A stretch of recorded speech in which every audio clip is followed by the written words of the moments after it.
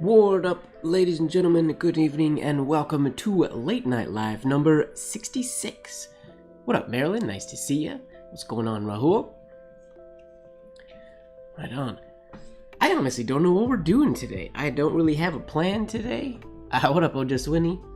I did just realize, right before the stream started, I decided to wear a hat, and then when I sat down and put my headphones on, I realized that these headphones don't really work with bowler hats. So my headphones are awkwardly lying on the back of my neck, which they're not really designed to do, but whatever. Oh, Taco Tuesday, that sounds awesome. What up, Eugenia? Welcome everybody. I figure we're just gonna write today. We're just gonna have a writing session. I got the gray paper out. I got the white paper, or I got the white ink ready. We're gonna have a white ink day today. Let me do some writing real quick so that I can get my camera to pull focus right where we want it.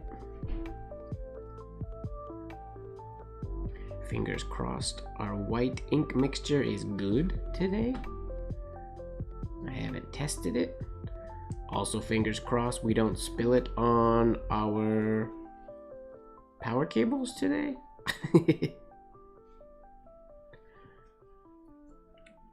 Hey, yo. Ladies and gentlemen, newlywed in the house. What's going on, Diego?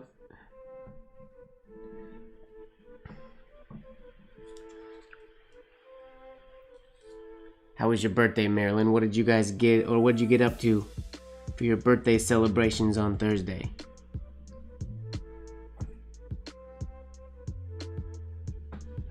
Alright, let's write a little something just so the camera can pull focus.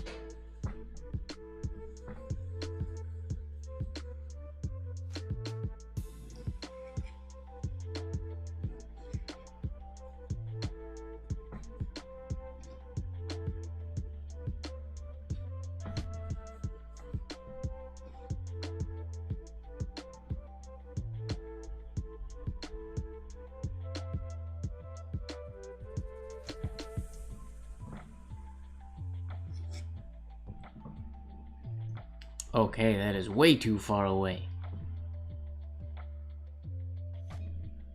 Hide the power strips. I gotta build a little, like, an ink tent for my power strips.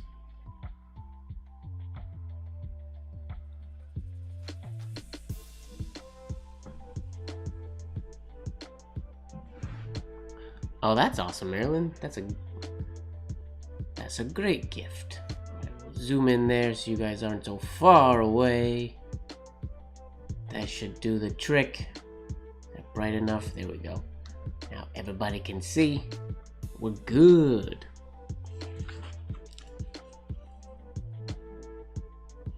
What are we doing today, ladies and gentlemen? What do you guys want to do? I don't have a plan today. I didn't think of one.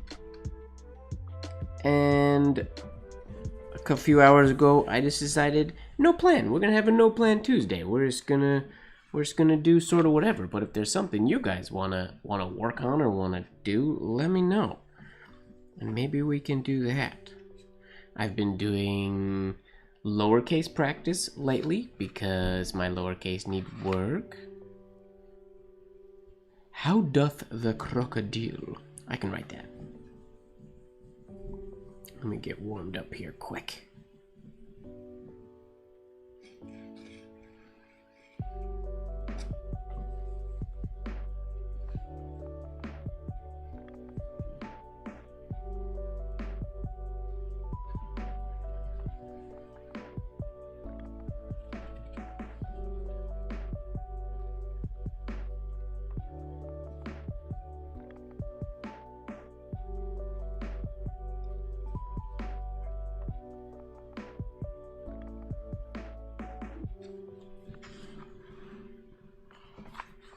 How doth the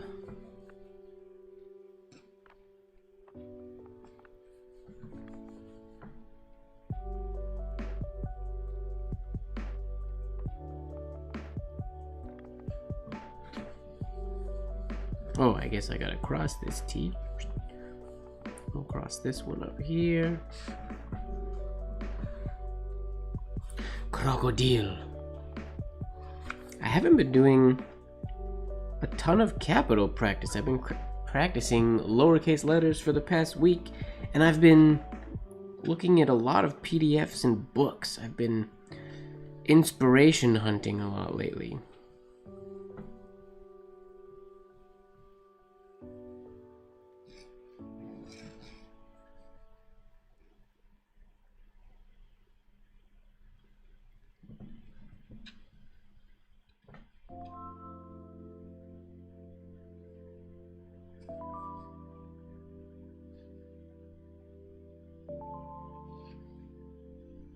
How doth the crocodile?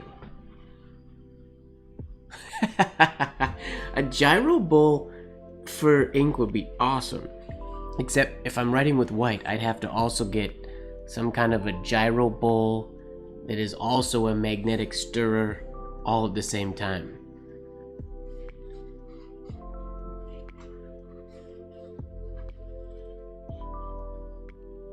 Don't just do something, stand there. I like it. What up, Mohammed? How's it going? We are aimlessly writing currently, getting myself warmed up for who knows what. We're having playtime today. Maybe I should work on our lowercases aren't exciting for oh, that's C shade. Yep. Oh, I gotta show you guys. Let me see if I can find it. A few days ago I was practicing, and I wanted to see how big of a shade I could make. Cause Skylar has a scrapbook that has a shade in it that's easily the largest shade I've ever seen in a vintage specimen. I think, if memory serves, let me remember, it's like 5.5 or 6 millimeters, but it's written on writing paper, and you'd be able to see if it was like touched up or if it was 2 shades. A lot of times when there were big shades, they were sort of drawn in, but you can see like the ink is like fading in the middle. You can see exactly where the tines were, so which means it was done really fast with a nib, and it's huge. So I want to see if I can find, it was just a couple days ago. Where is it? Shoot. I've been looking through Michael Sull's book a lot lately because I find it inspiring. There it is. So I was just doing, some days I do sort of what I call large shade practice, which is just letters that have large shades, which is essentially like these A's. So I was just doing like A, and then I thought, how big can I make one? And I made this one, which is, I'm pretty sure, the largest shade I've done ever. I mean, the letter turned out good. It is about, it's 4 millimeters, I think. But it's so huge. It's so thick. Yeah, compared to my nib there. Like, I normally wouldn't do that because it was with this nib, and I'm genuinely surprised that this nib is still writing.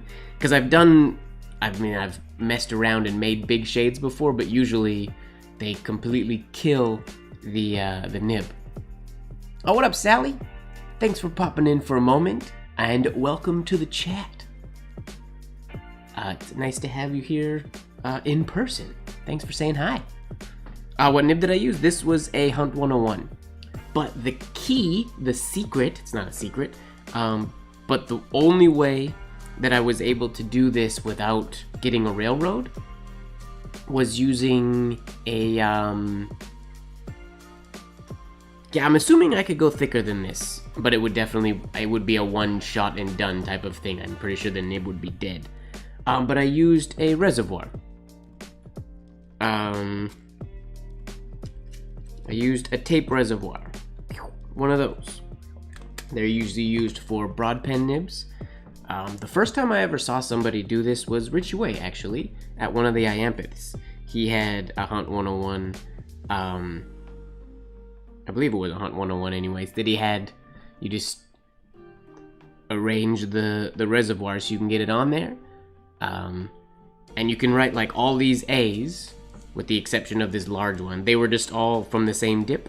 Same with all these signatures. I was seeing if I could do heavily shaded, full signature without dipping again. And then same down here. Like all these stems were without dips in the middle. So the reservoir can be amazing. It can affect your hairlines from time to time. So there's I would say a time to use it and the time I wouldn't use it all the time. But it's I'm gonna start using them more often.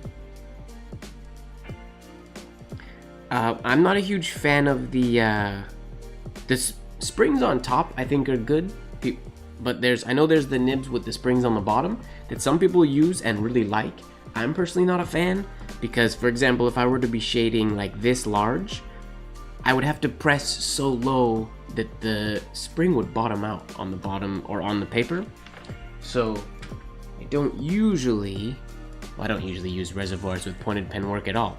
But it was fun little experiments the other day.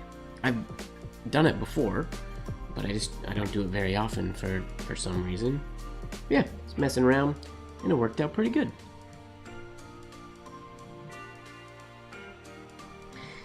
Yeah, hopefully MrMGWard one day again.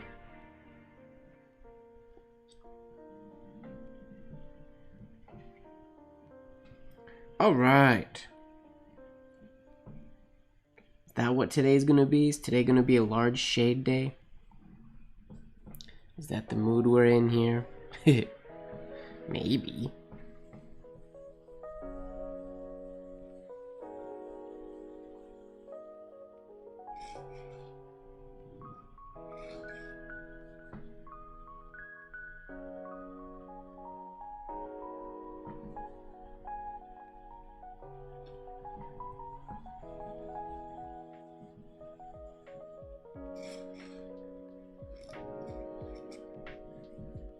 Whoops. Wow, both of my capitals went way below the baseline. I wasn't paying attention. Yeah, I saw that Chris is launching something new. I saw his Instagram story today. I wonder what it would be. It's for pen makers, I think.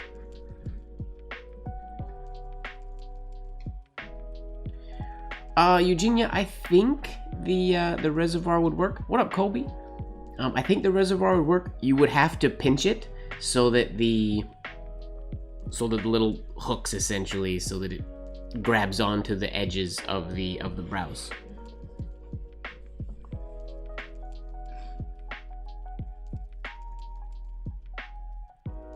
But I would assume you could get one to work.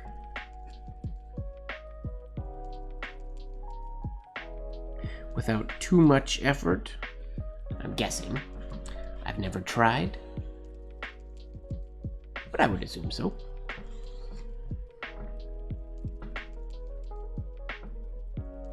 Yeah, it's cool. Well, here, I will show.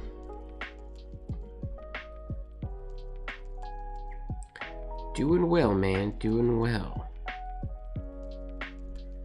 I'm going to, let's just use the reservoir. I don't like cleaning the reservoirs, so I don't use them very often, also because of that. But here, let's do some reservoir writing with white ink. Oh, there's fibers in my nib here. Make some large shades with a reservoir.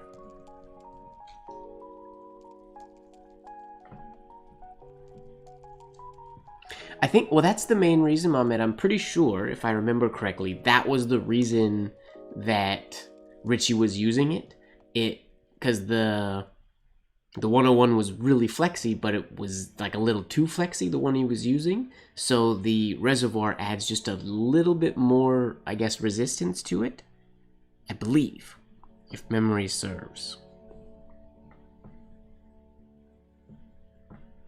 But now with one dip, we can essentially just keep going. You can do a whole bunch of really large shaded V's. And we never run out of ink. I mean, we will run out of ink eventually, but you can see the reservoir is still completely full. There's still a ton of ink in there. Every once in a while, the ink will flow slowly. So when you finish it, you'll have sort of a gray shade, and you just gotta go in and just touch and fill that shade in with a little bit more.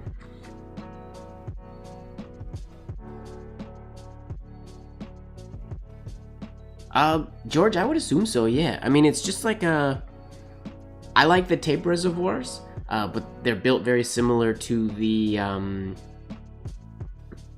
what's the word I'm thinking of? To the browse broad reservoirs. I guess Mitchell reservoirs I wouldn't like because they go below, but any of the above ones, they would, as long as you pinch them so that their little like wings can hook onto the bottom of the nib, you should be good. Give it an experimentation.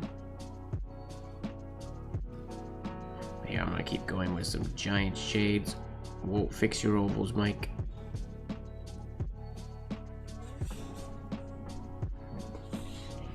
Shade, shade, shade. Yeah, so there's still a ton of ink, but you can see what's happening. As I'm going, I'm getting, I don't know if the camera will show it, these are getting lighter and lighter.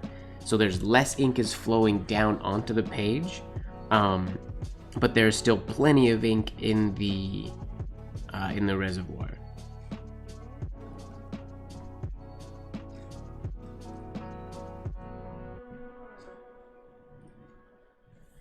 So yeah, they can do, I mean, that's a whole bunch of shades without having to stop, which can be quite handy. Let's just go. Let's see how long I can go for here. Yeah, you can see they're getting lighter and lighter, but it's not for lack of ink. It's just for lack of, the reservoir doesn't allow all the ink as it starts to lessen or empty. Whoopsies. It doesn't allow it all to go down because there's still plenty of ink in there. But I think when the ink is in the top reservoir, it doesn't manage to make its way down below the nib.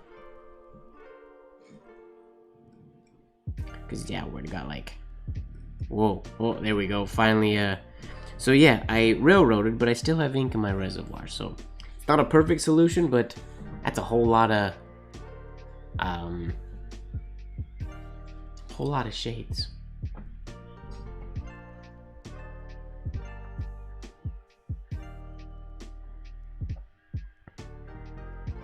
Today I am using St. Petersburg's Masterclass Gouache in titanium white, which has become my favorite white ink to use. It was actually given to me by Mehmet, who's in the chat right now, which is kind of awesome.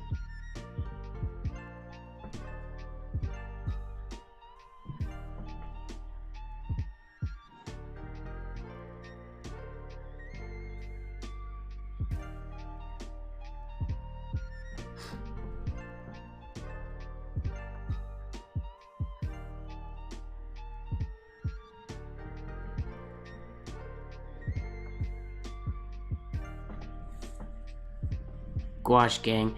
It's the only gouache I use. I'm not usually a gouache fan, but it just works. It's a really good white. It works really, really well.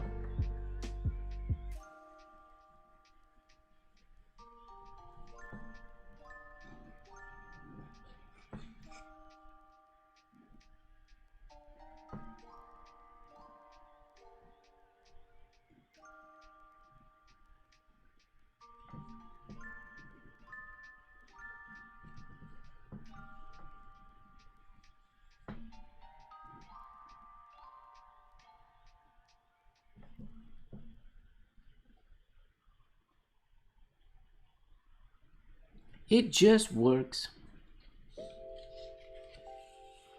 Oh, fun with Sumi ink. That's cool. The only Sumi ink I usually have fun with is stick ink, which, as we were talking about some weeks ago. I haven't been messing with because it stinks, but I'm going to be experimenting with some new smell fixes that Mom has suggested to me. Once, I'm just waiting for a new inkstone in the mail, and then I will play.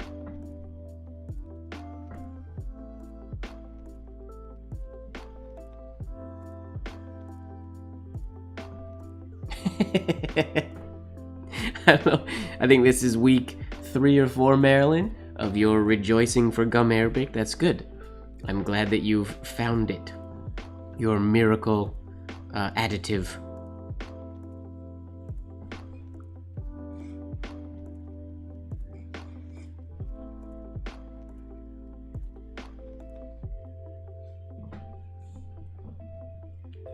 What up, Lurker James?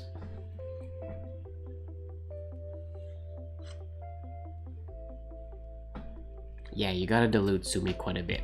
This is the part that I don't like about the reservoirs. As you guys all know, I habitually clean my nibs quite a lot. And when I get to cleaning my nib, it's just annoying cleaning the nib when it has the reservoir on it, because I'm ridiculous and want to get the reservoir all clean, and that requires taking it all apart, and yeah. So it's not something I plan on using all the time, but it's a fun to have when you want to do shades. Or I'm assuming if I was going to be doing like signatures, if I was doing signatures live and wanted to be dipping less, or if we do another run of Sixling and Sunday, when I'm filming, it's awesome to be able to do an entire signature, even if there's lots of shades in it, without having to stop and dip. So it's great.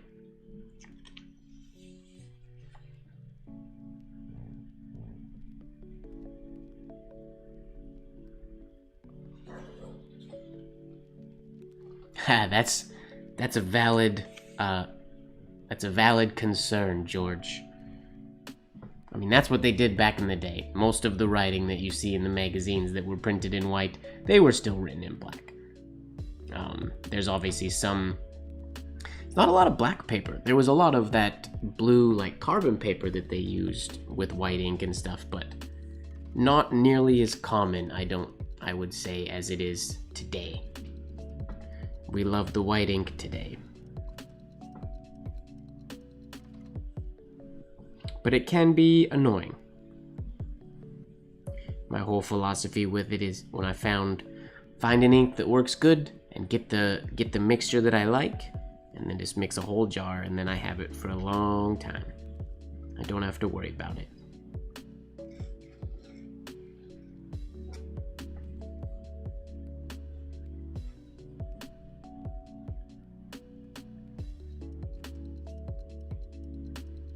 Whoops, it's a bad place for that H to cross that little hairline. Pulled some ink.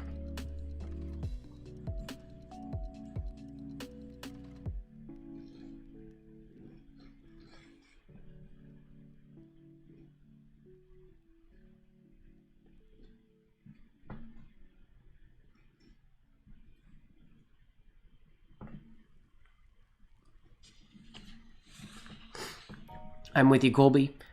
I've tried it with the powder before. I just a week, 2 weeks ago, bought my first jar of liquid gum Arabic. I still haven't used it, but I got it with the purpose of trying to mix it with my blacklight ink to see if I can get a little more viscosity in there without affecting the blacklight or the invisibleness of the ink. So we'll see. But there are sometimes with walnut inks and things like that, I think it could come in handy.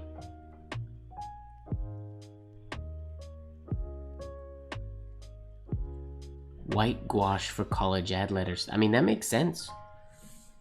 I mean, using gouache now, and it's the... Whoa! I'm just making a mess of everything. Oops.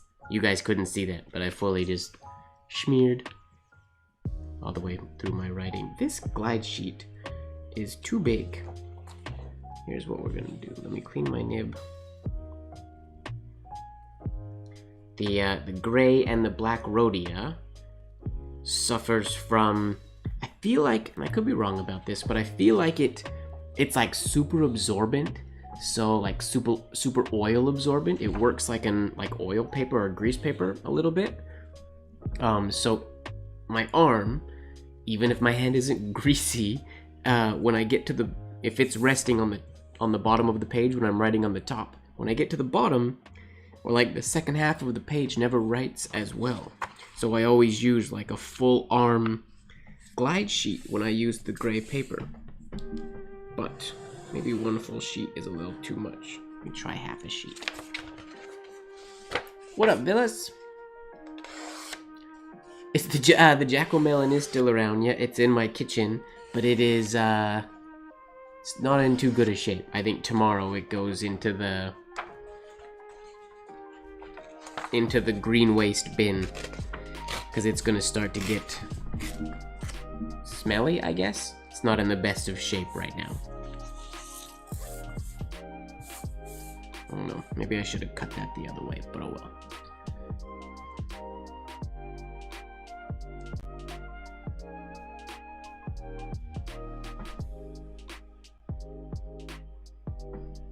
A little bit of PVC.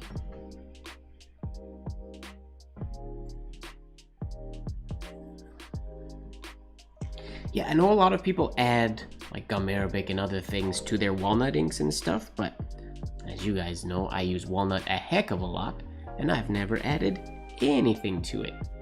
What up, Annie? Welcome, welcome.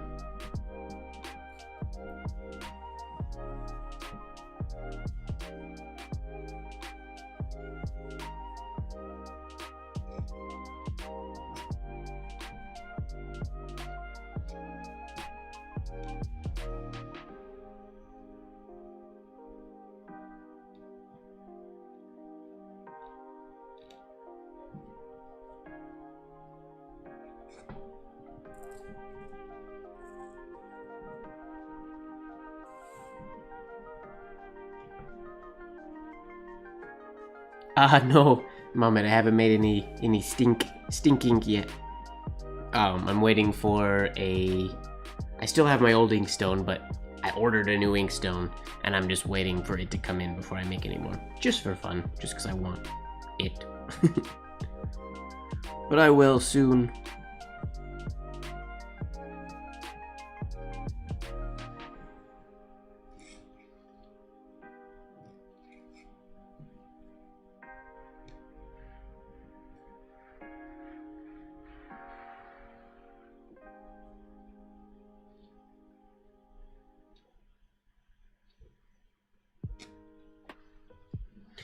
Might have to move my camera again.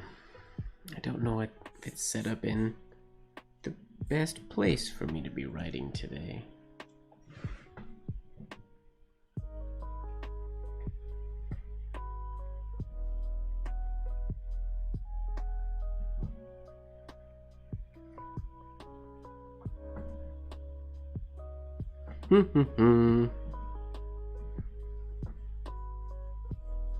What to work on?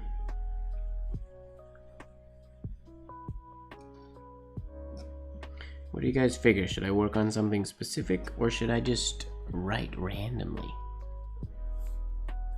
Happy Diwali!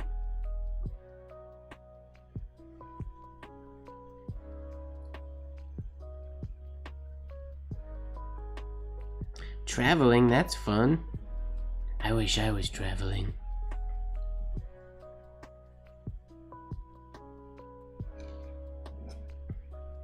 Whoops. Here we go. Smooth it out. Ugh.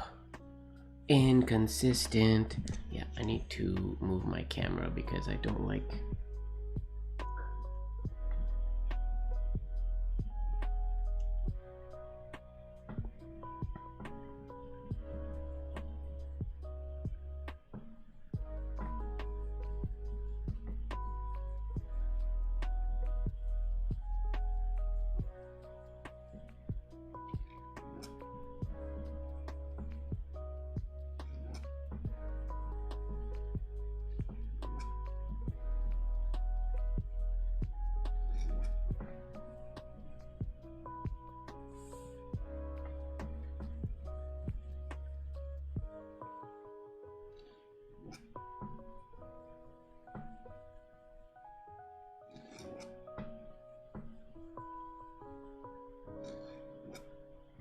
It's a fun exercise if you ever want to try to challenge yourself.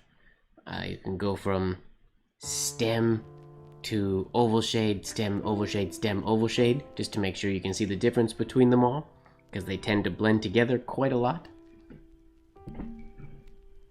What's going on, Zach? Zach, I owe you an apology.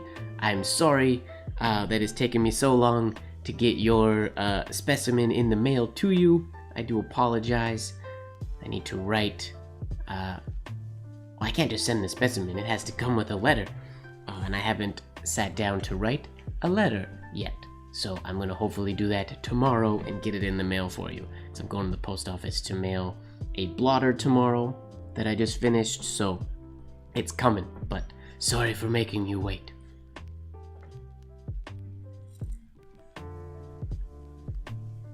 Villa's theme? No real theme. The theme is, I don't really know what I feel like doing today. So I'm just kind of messing around. Working on consistency, maybe.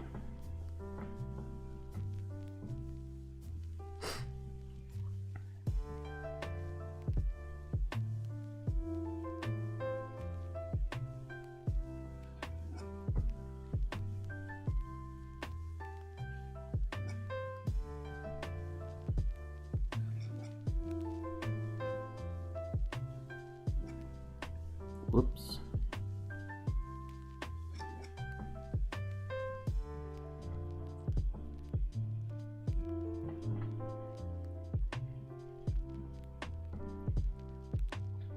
Minuscule variance? What do you mean minuscule? I'm gonna need some specific examples. Do I use a lot of minuscule variance? I guess descender variance I use.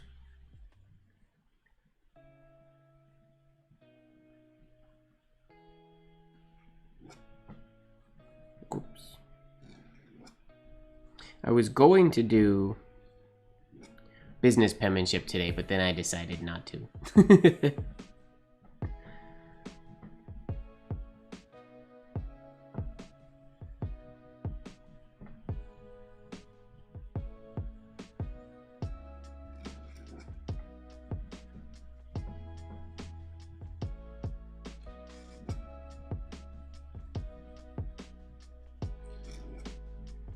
What's going on?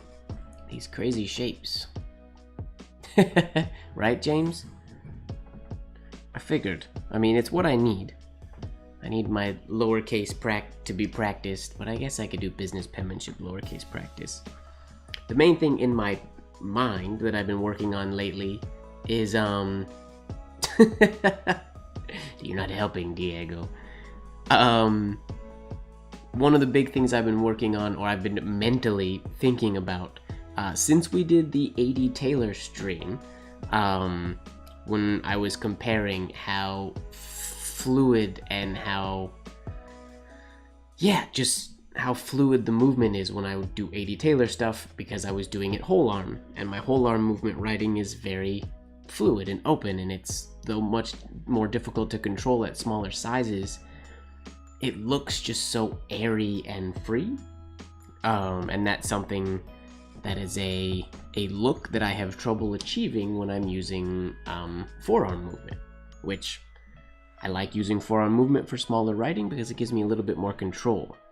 But I do feel like gives me control, but it takes away from my from the flow of my writing, which is a problem. So I've been trying to remind myself before each thing I write to relax and treat it like it was whole arm movement, and that my forearm is just on the desk. So it's nice and smooth like that.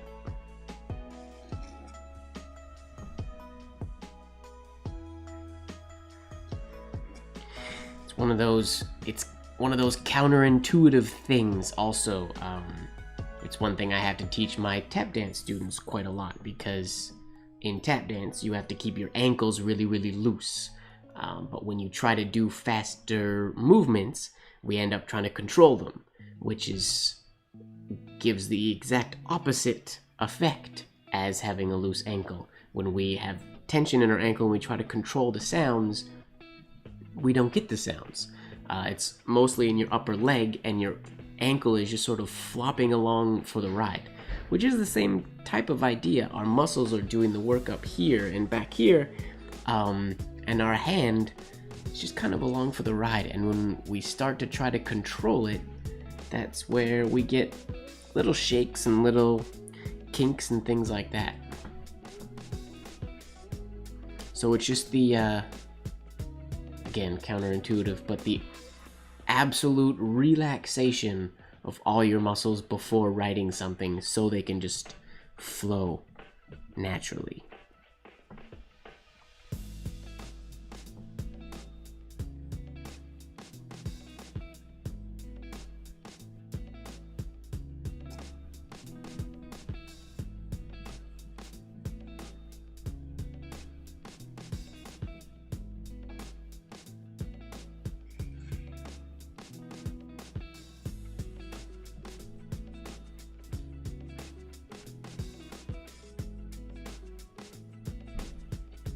So I'm curious, Zach and James, you guys mentioned lowercase variations. What specifically do you mean when you talk about lowercase variations? Because I'm not going to pretend that I know. I mean, aside from like using descenders, if we had like the Y versus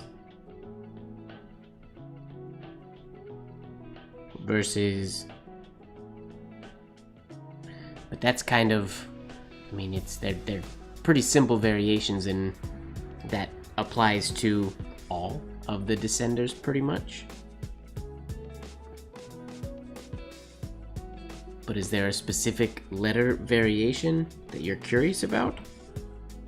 I know my lowercase k, I use a variation that not everybody uses for the K, now that I think about it, which is the standard K, like so. I tend to use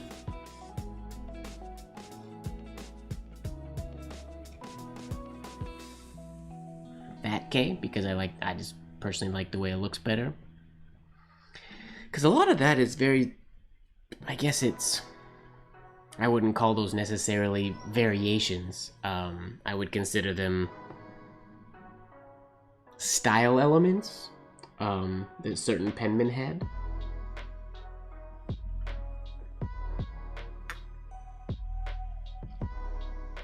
Which we can most definitely compare those, similar to back a while ago when we went through a bunch of penmen's capitals. We can compare some penmen's lowercase styles. Again, I wouldn't call them variations because usually the paths are the same. I would call them style elements, or yeah, style. But I don't know that I'm prepared to do that today, because I personally, especially when it comes to lowercase, am not the best at identifying or distinguishing between different penmen's lowercase styles. I think I can recognize a lot more than I can execute and copy.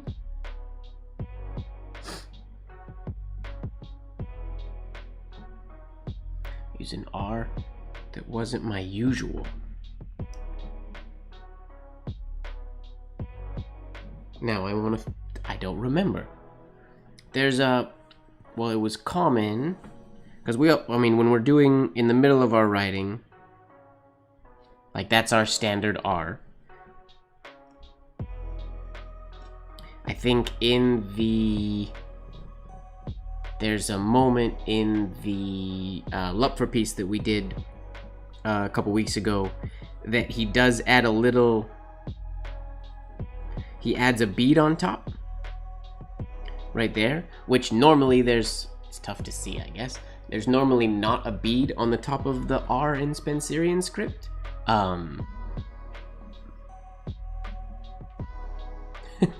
Californian werewolf. James. Or Brian, sorry. Yeah.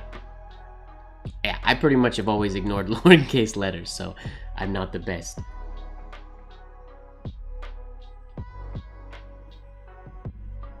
Oh, that's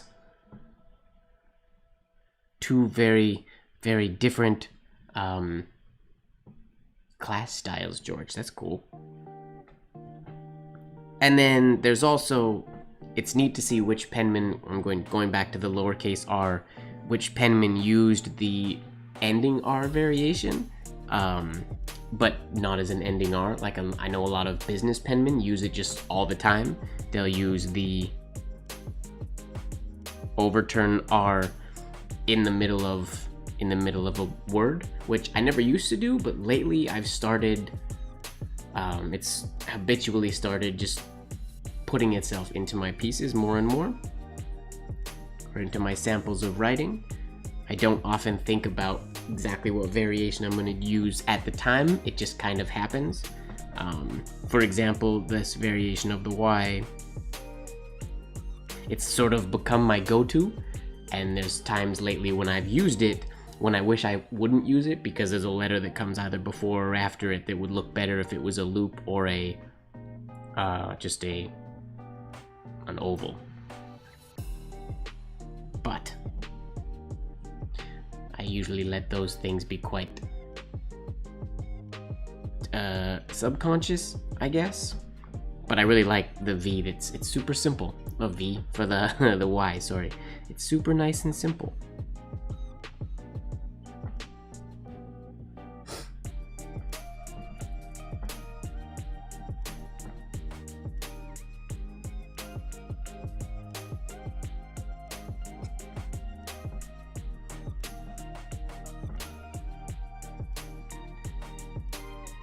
Ooh, this might be neat. We'll see if this works. To make an F. Oh. It didn't. It made an E and a capital stem. What I was trying to do was to have this little loop come far enough in here that maybe it would look like an F. But it definitely, it looks cool, but it didn't achieve what I was expecting. But it looks like a cool E, which I quite like.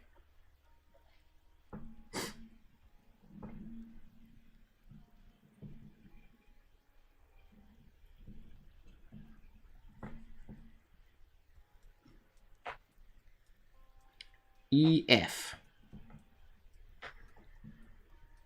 Should there be another? Whose initials start with EF? Anybody? Can you think of anybody? EF. I can't think of anybody. I'm gonna leave it, but I like that.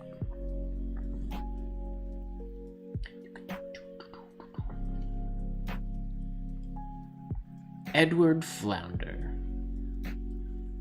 Is that a real person? Or is that made up? Elmer Fudd, of course. E Fudd. Maybe let me just finish this then. E. Elmer Fudge.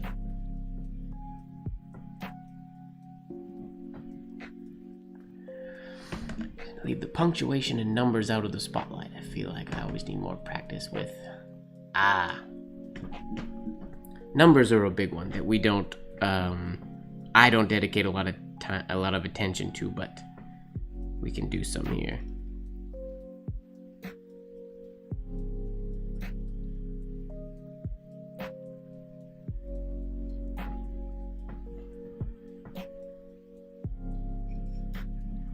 E-Fud. That's fun. I don't know if the E really works without a shade on it, but extra fine. Edward Flounder. If it is Marilyn, I just don't remember. It could be though. There were lots of penmen whose names I don't know.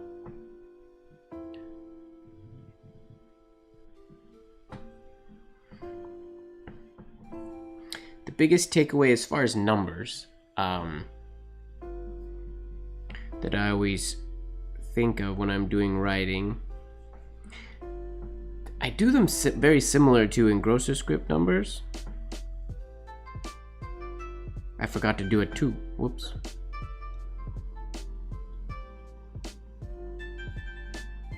The 3 would usually have a shade at the bottom half.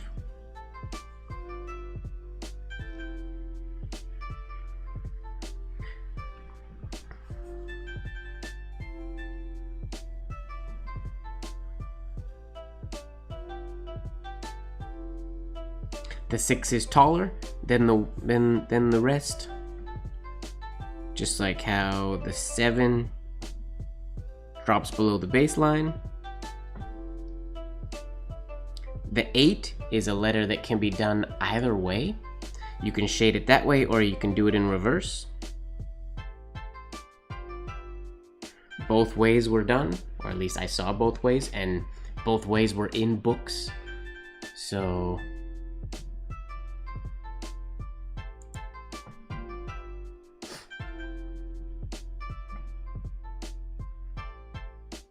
oh gosh, XAEA-12. How did you do that AE in Spencerian? The number 9 is like the 7, where it drops below the baseline. I will admit though, I rarely do my numbers with a proper traditional grip. I usually change to an engrosser script type of grip when I do that one, when I do my numbers, just because I have trouble adding this slight accent shades on the numbers at speed.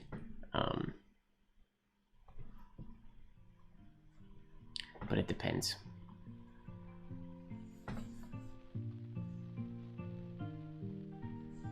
What if it was done, we could do it like this, I guess. Wait, does the E have to be backwards? No, it doesn't.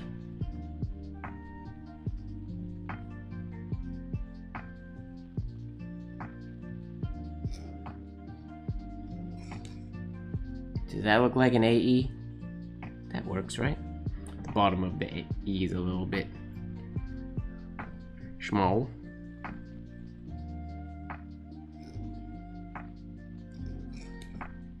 AE.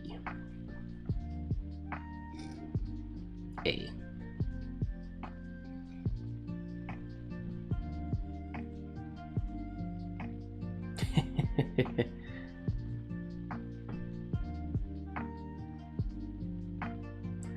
Oh, that's not a bad idea, James. I have to pull it up for reference.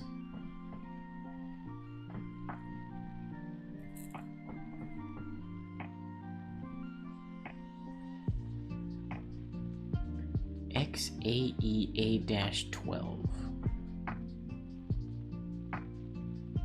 It does look like a thick entry stroke to the E, you're correct.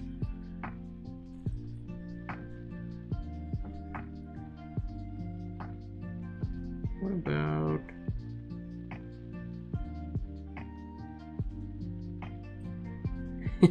This probably will not work, but I'm going to try it anyways.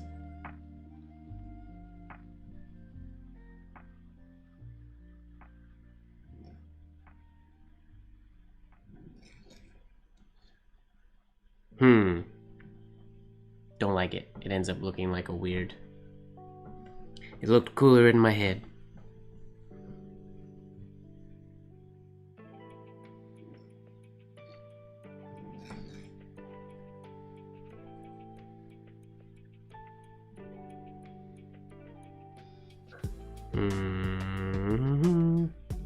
Nope, I like the other variation better. Oh, have a good one, Mohammed. Thanks for hanging out. See you later.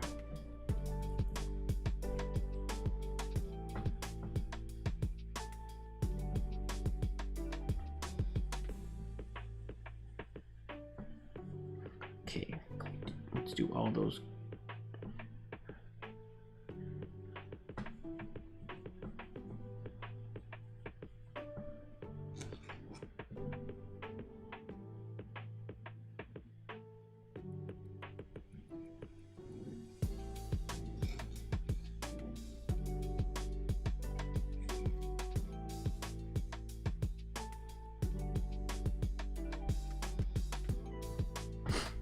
That does not look like XAEA12, but oh well.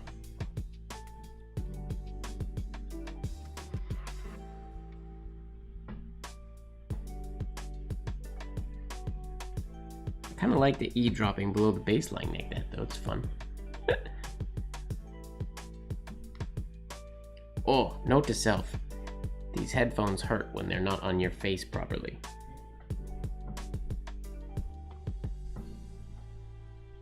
I could always take the bowler hat off, but I don't want to. I want to wear the bowler hat today.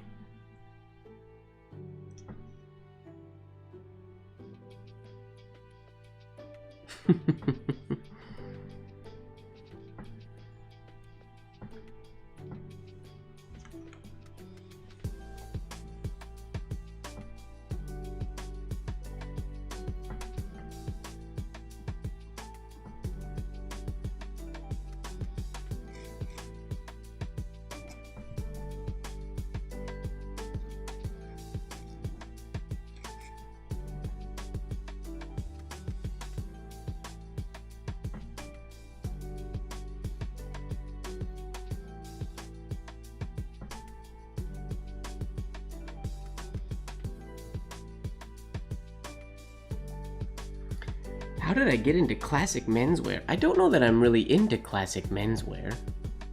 I mean, specifically the bowler hat. I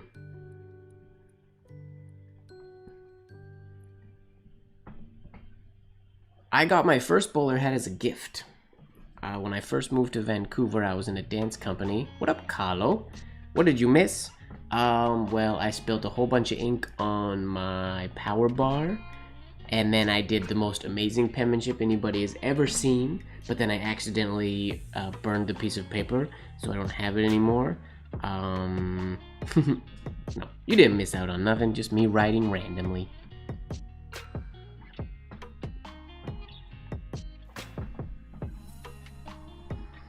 It was the bowler hat.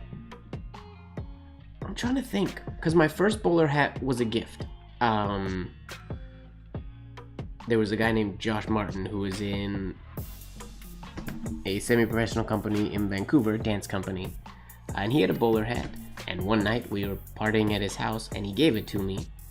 A lot of the bowler influence, I mean, I've always liked Charlie Chaplin, but it comes from more so the style of dancing called locking. I'm a locker. It was a dance from the 1970s. It was a funk dance, and a lot of them wore bowler hats. Bowler hats were normal. They wore bowler hats and like stripy socks and things like that. So when I started locking more, which I learned how to lock shortly before moving to Vancouver, and I really liked locking, it was sort of a part of the costume. So I wore bowler hats that way, and then the Chaplin thing came in more. So it just sort of became a staple, and I've worn them ever since then.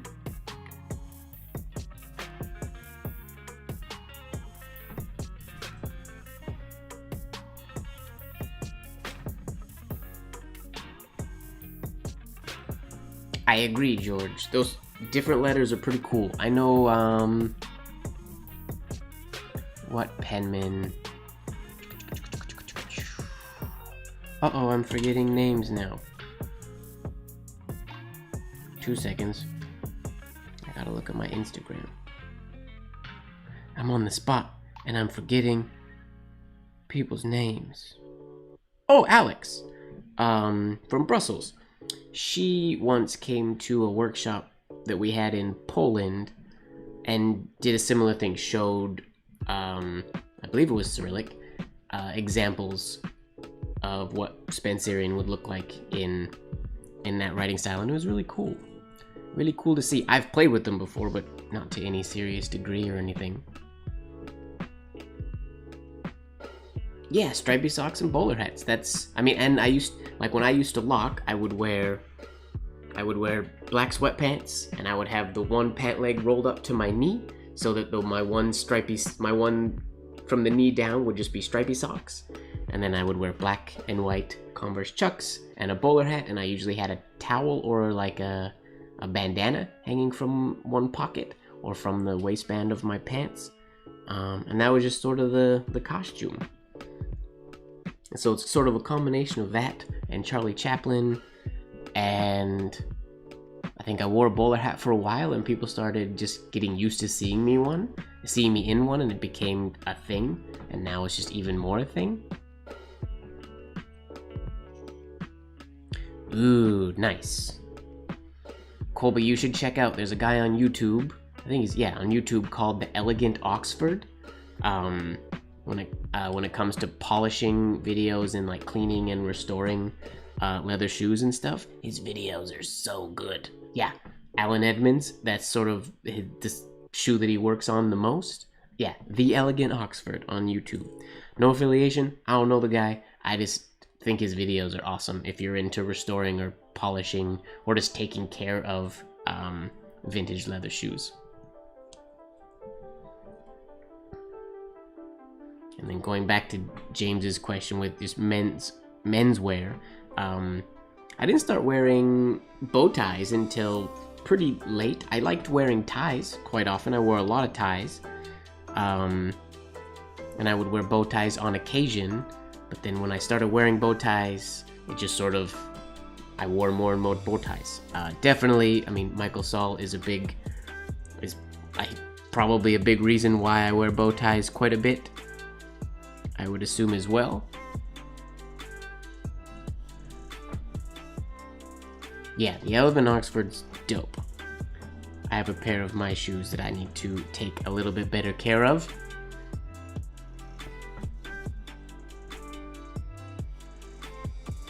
Oh, nice, Colby. Yeah, check out his videos. It's helpful. At least I assume it would be. He does good work.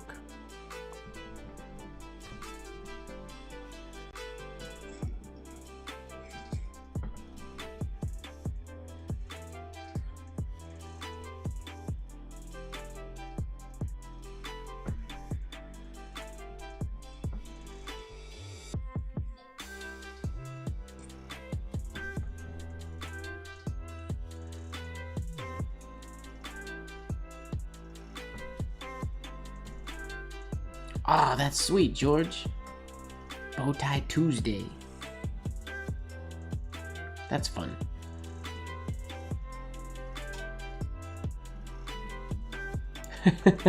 See, Villas, that's why you gotta go the bow tie route. Bow ties don't get caught on things. And tying a bow tie, once you figure it out, is super simple.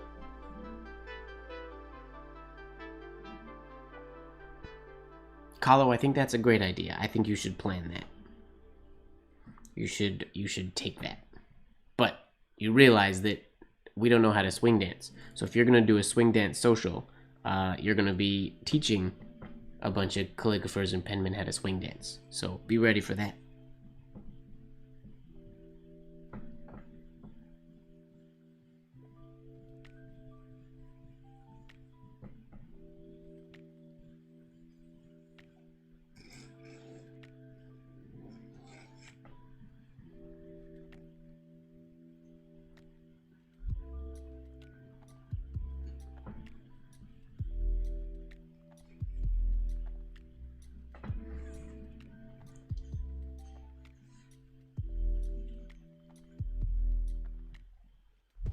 We just get drunk and move our bodies. I mean, I'm down for that.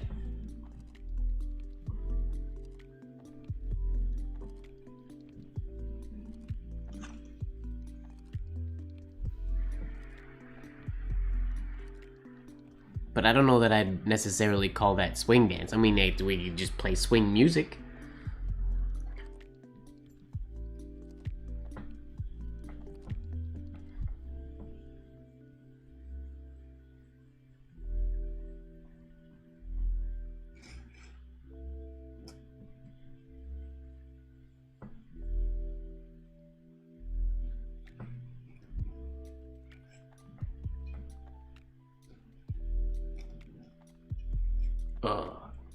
Kink.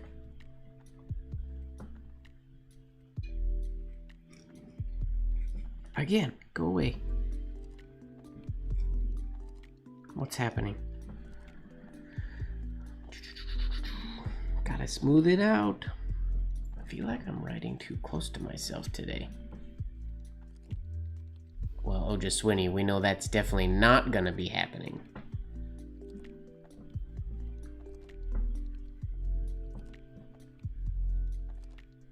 Because that's not a thing that happens.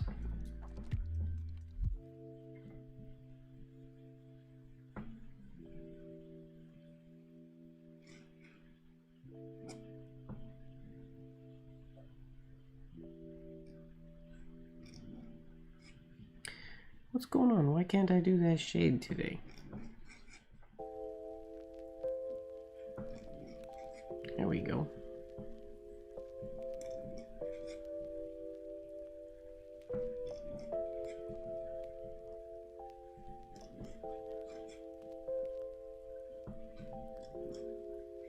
Okay.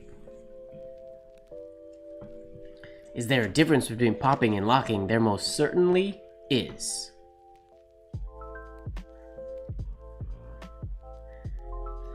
I can show that. I can demonstrate that. I mean, I'm not going to do a whole dance because we're not listening to popping or locking music. But they are two very different things. So whenever you hear the term pop and lock or poppin' and lockin', it's not one style of dance. There are two styles of dancing. There is popping and there is locking. There is a group in Los Angeles that call themselves the West Coast Pop Lockers, but pop locking is not a thing. There is locking and there is popping. Locking came first. Locking is a funk style of dance from the 70s. Popping came second. Popping is also a funk style of dance, but it came in the 80s. So locking, it's... People think like locking the muscles, that's what popping is. People assume because of the name lock, but locking was named after Campbell Lock. Greg Campbell Lock was the guy who invented locking, or he's one of the original lockers and one of the inventors, the originator, and his last name, Campbell Lock, so they called it the Campbell Lock. It was locking. So locking is a bunch of rolls and points and tags, and it's very funky. So it's very like this type of a thing. Roll, there's tags and rolls and points, up and lock. Like that move here was based off of, it came from the Funky Chicken. It was like a funky chicken. It was the way Campbell Lock did the Funky Chicken, essentially. So that's locking. There is no like muscle anything in locking, which most people, when they think of popping and locking, they think of popping, which is that's when your muscles rapidly contract and then release. So when you're going, you have like pop, pop, pop, pop, pop, pop, pop, pop. So all the muscles they have a pop to them. So that's popping. And it's training your muscles to flex and release really rapidly. So they're flexing and releasing all at once. They're going pop, wham, wham, wham, wham, do, pop, pop. So they're very, very, very different styles of dance. Locking is very loose and very funky and cartoony. Yeah, there you go. You break down the difference between popping and locking. Yeah, I need to move my camera here. Let me put this B where I would want to write. Yeah. Moving the camera to a better place so that I can write, hopefully, more naturally.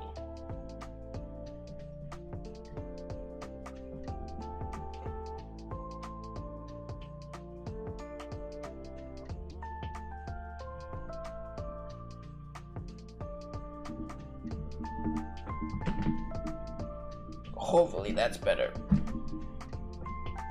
Cross your fingers.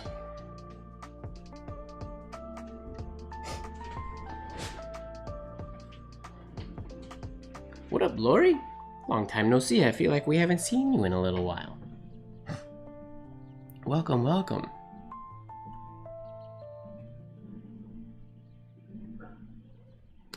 It's possible, Marilyn, we may have had that conversation before. It's a question that I get asked quite a bit. And I like educating people on the difference between popping and locking, because they are two dance styles that I like quite a bit, and they are very different. Crumping and twerking are also very different, but we will not be going into the differences between those today, James.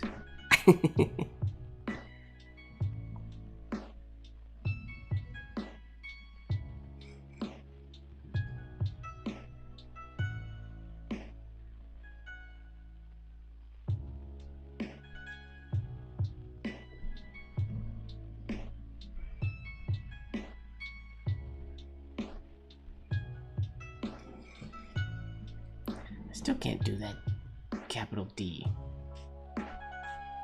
Me either, Diego. Me either.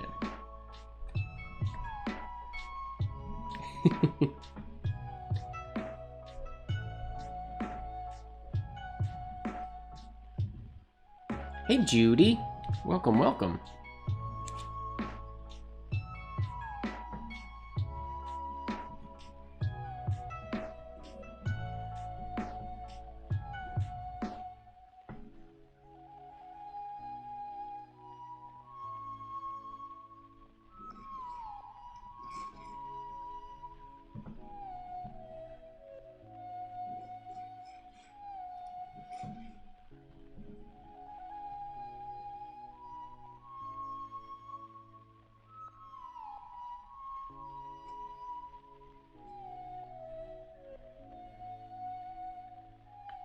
Rats.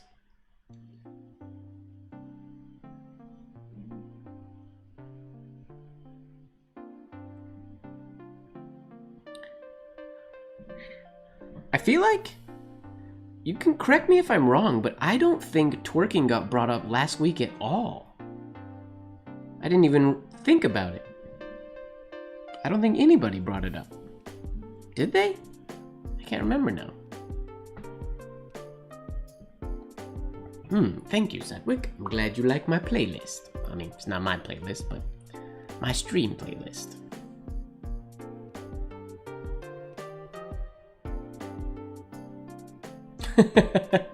That's not a bad idea, Marilyn. I should sneak it into one of my crazy long videos, and I'll offer a prize if people can find where it was.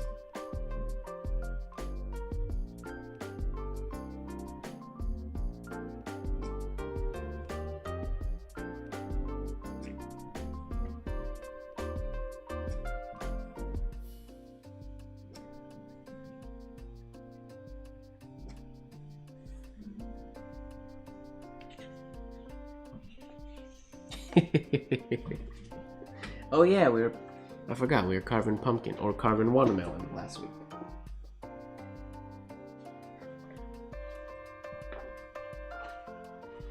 A friend of mine came over on what day of the week? Saturday to carve pumpkins, and I was gonna carve another watermelon.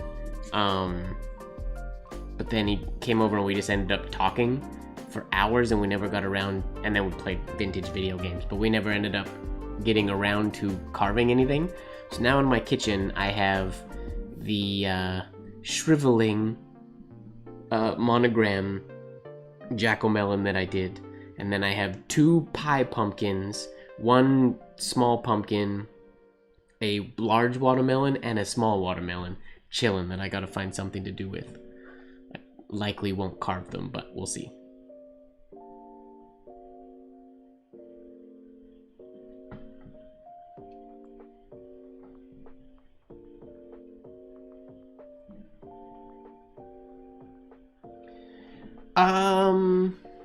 Zach, does anybody wear... I know in the UK or in Europe, I believe there's a lot of people who sell calligraphy merch. Like I know, Calligraphy Masters and stuff has been involved in clothing and whatnot before. I have t-shirt designs on the way. I'm just incredibly slow in getting them out to you guys. Similar to this one, I've revamped the Slacker Table design, so it's Slacker Table 2.0, and that shirt will be coming out soon with a few others that I've been talking about since I started these lives. I've just been I've been slow lately at doing basically anything, unfortunately. Diego, yeah, it's just a piece of leather that is stitched. Just a tiny piece of leather that I made a ring long time ago. And it's been in my bathroom for a long time, and I saw it today when I was washing my hands or something, I can't remember. And I just decided to put it on. I used to wear it all the time, and then I took it off one day and hadn't worn it for a long time, and I guess now I'm gonna start to wear it again. You've never sold any Colby? Oh, that's no fun. Go to Colby's website and buy a shirt. I have a few, like I know at IAMPIT they always have calligraphy, or John Neal Books always has calligraphy clothes. I know John Stevens has done some shirts for them. I have done a shirt with them. And I'll hopefully do more in the future as well. But I wear those. I know Mr. Cam's. He has some shirts that I wear that I got from him when we were in Poland together.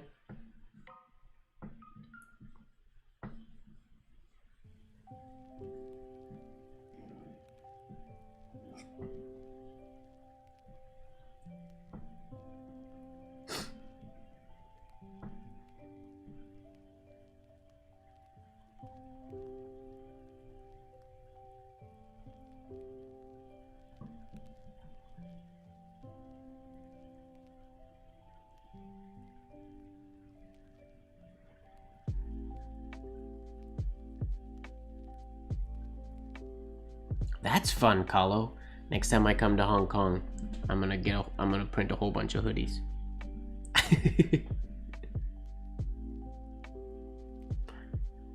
When you come to IAMPIT next, Kahlo, you can take group orders.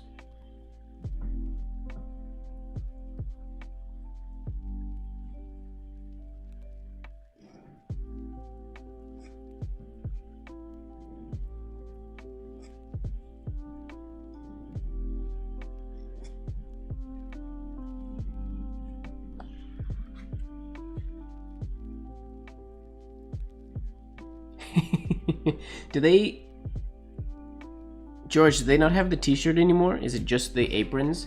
Or do they still have t-shirts? I haven't looked in a while.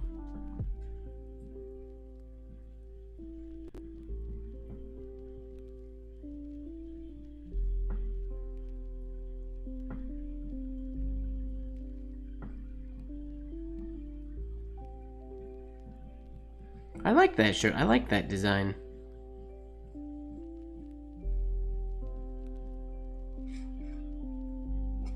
Gonna say, if they're not selling the shirt anymore, I'll probably get it printed myself. The one I have is a little worn out.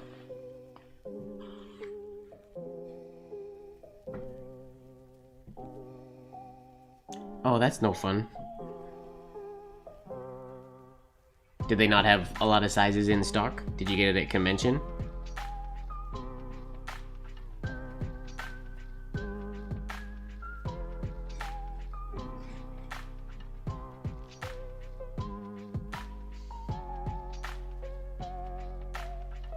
I don't think I've heard this song before. It's a weird Star Wars version of...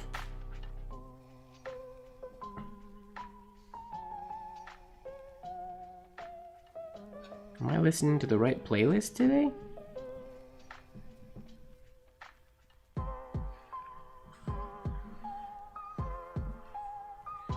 They must be out. Bummer.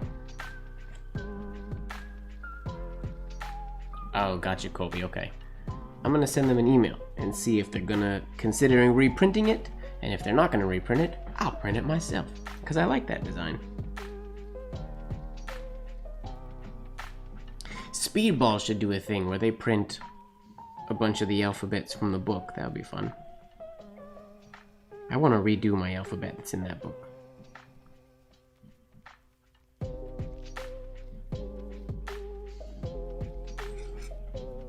That doesn't look like an S. I've seen that used as an S before, and I like it. It's very abstract, but I like it.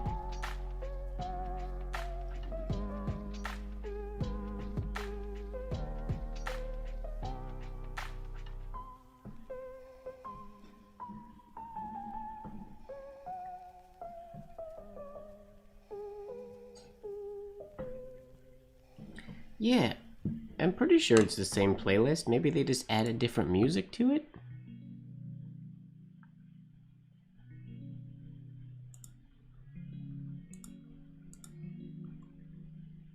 Yeah, it's the right playlist. Interesting.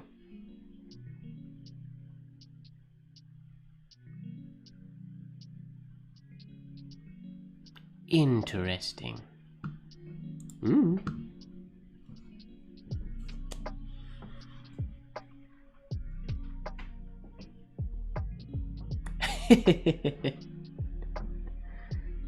I'm ready to be in a Christmas mood. I don't know if I said that last week or not, but I've been like, I'm ready. Now Halloween's done. I think it's because I shot, like a few weeks ago, I shot a scene for a Christmas movie, and it just got me like really ready for Christmas. And also the fact that I didn't really do Christmas last year. Last year Christmas was kind of canceled. So I am ready for Christmas this year. Why do I want to change the exemplar? Because I want it to be better. What up, Mush? Yeah, I want to do the letters better. I don't think they're not bad. It's a good alphabet, but I want to do a better alphabet.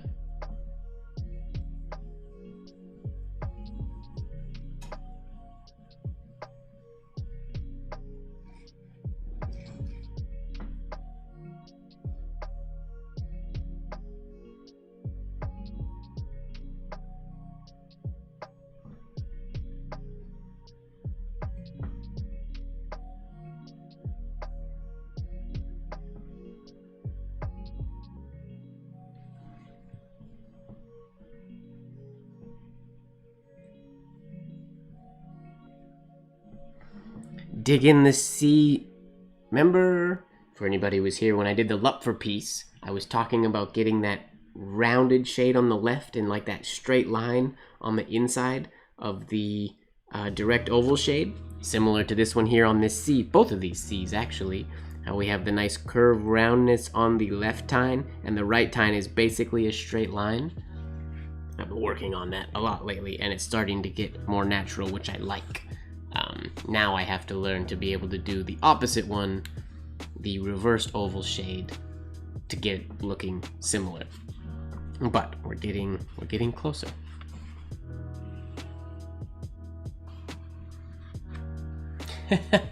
Are you a Christmas curmudgeon, George? Why?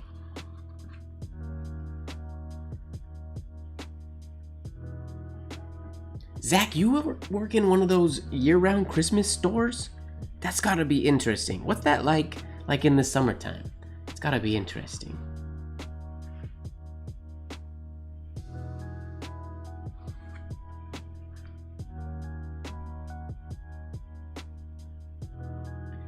Will I be doing... I don't think I'm gonna do another reading of it, because I filmed it last year. I'll probably post that video again. I might write it this year, which would be fun.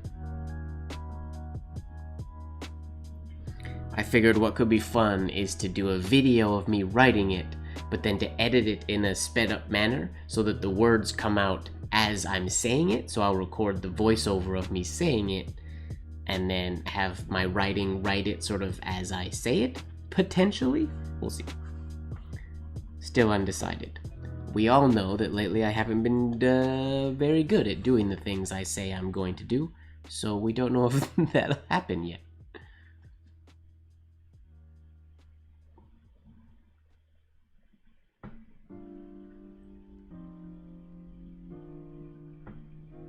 It's a little too early for Christmas. I'm not gonna start celebrating Christmassy stuff yet, but I'm just saying I'm ready. When it's time to do Christmassy stuff, I'm ready for Christmassy stuff. What up, UK Mike? Christmas in July. Interesting.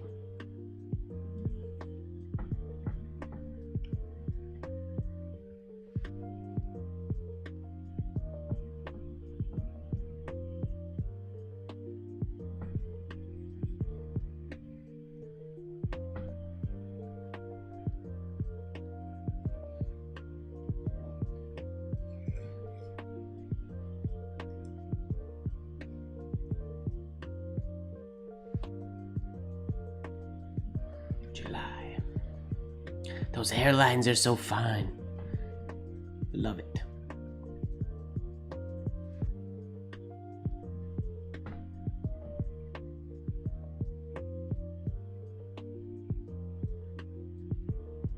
Wait, James, you have a tree up already? Did I miss something in the chat? Never actually done my own Christmas tree at home.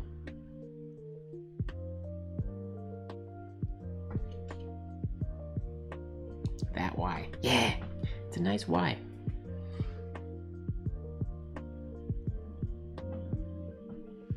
That is pretty crazy, James. Crazy James.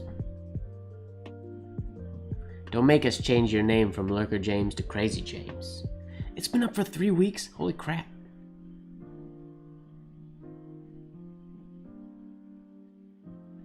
I mean, Kahlo, just because his tree is up doesn't mean James isn't also wearing bikinis. It's possible.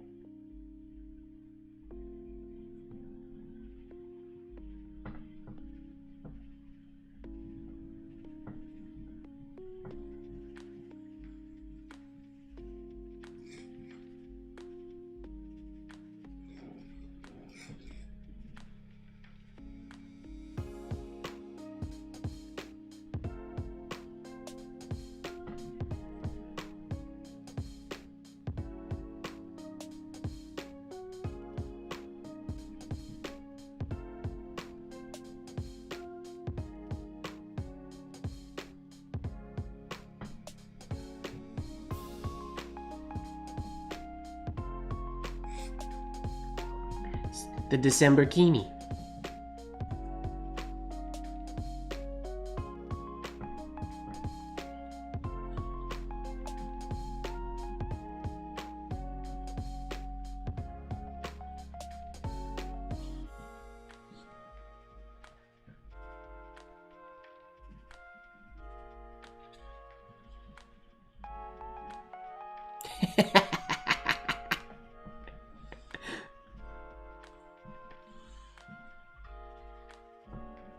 See, exactly. South of the equator, that's just normal. The December Kini. Up in Canada, we do December right. We do Christmas full on. Lots of sun, lots of snow. I mean, no snow yet. In Vancouver, we just get rain, I guess. In Alberta, where I grew up, we get all the snow.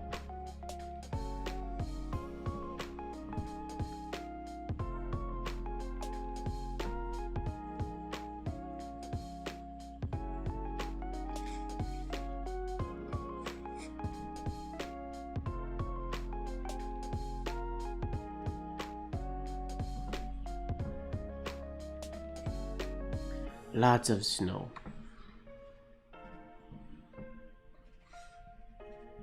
Mankinis need to make a return.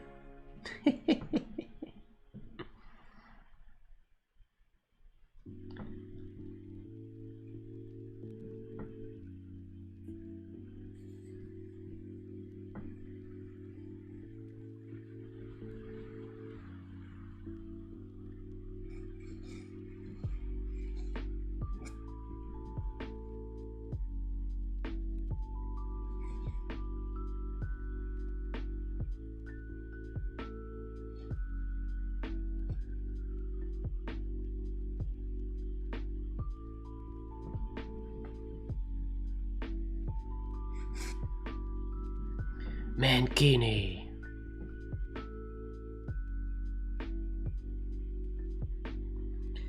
It does snow here. Not that much though. Every once in a while we'll get like the past couple winters have been snowy, but not super snowy. My chat bot flags hump as an unallowed word, which is hilarious. Yep, I like that. I like doing that one like that as well. I kept it a little too close to this one, unless that's the part you like. Normally, it would be like so.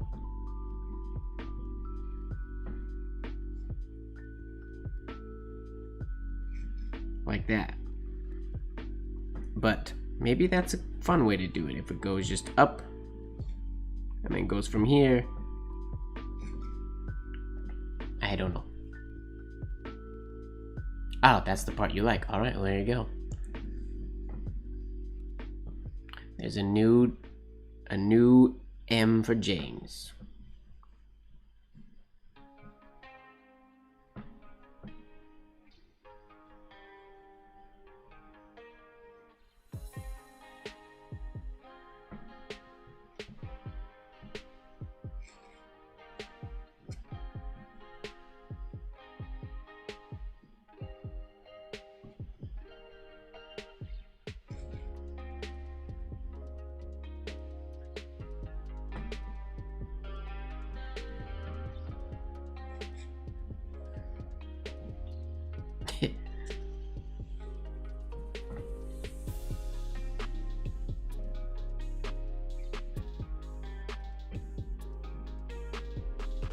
No, you don't get the winter weather.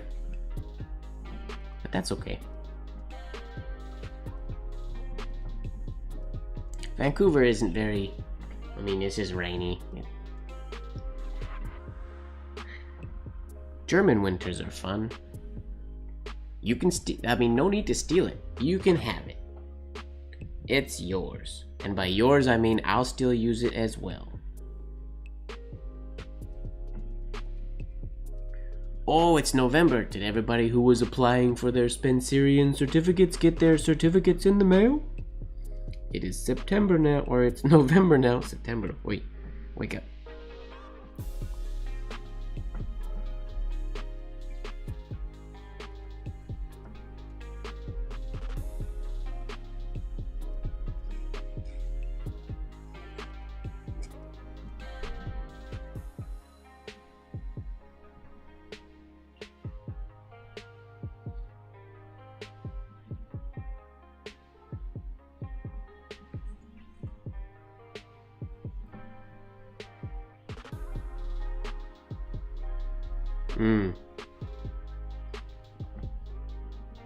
I feel you, George.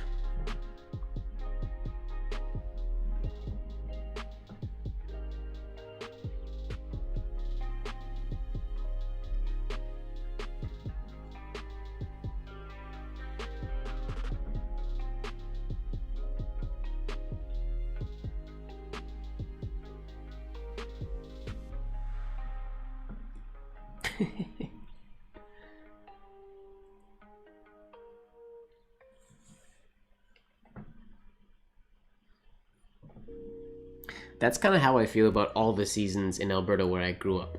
They're all, I mean, they get every season there, but they all just look so perfect. The Christmases are just like a Christmas card. The autumn, same thing.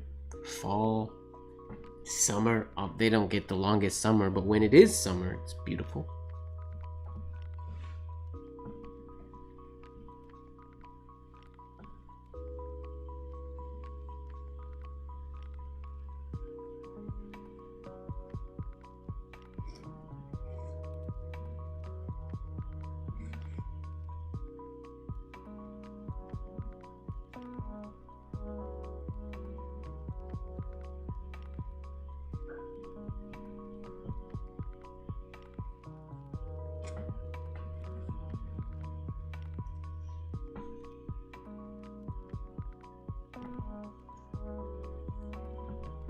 These headphones hurt my ears tonight.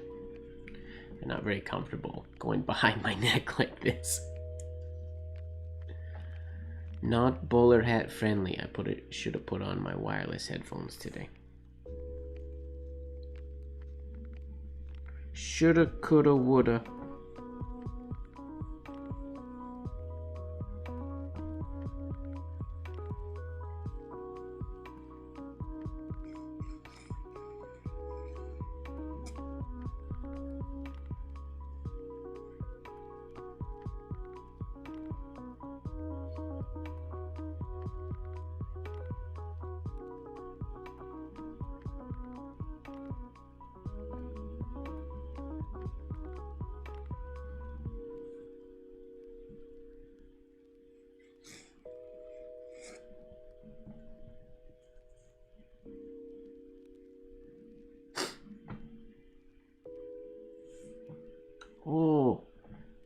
finish my tea.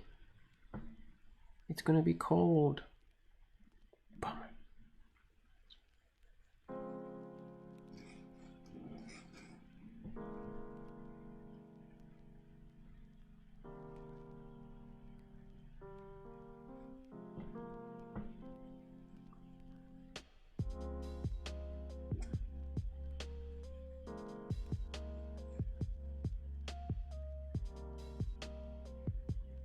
Always make that too long on the T. Did I miss an E? Shh. Wordless.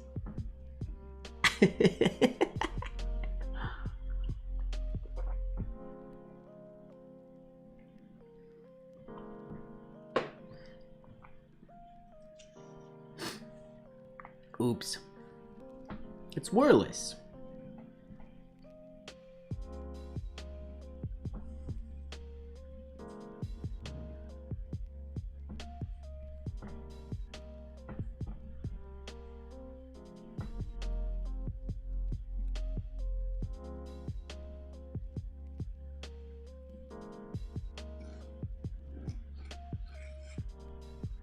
Wait, that doesn't look right.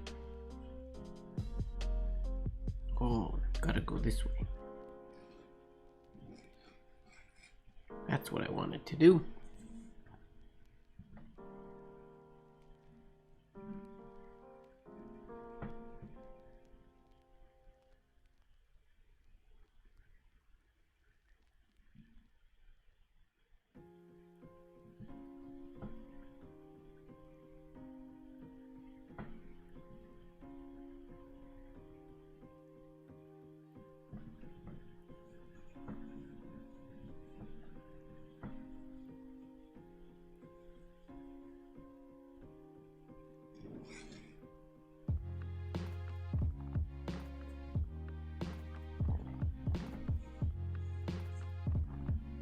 Oops.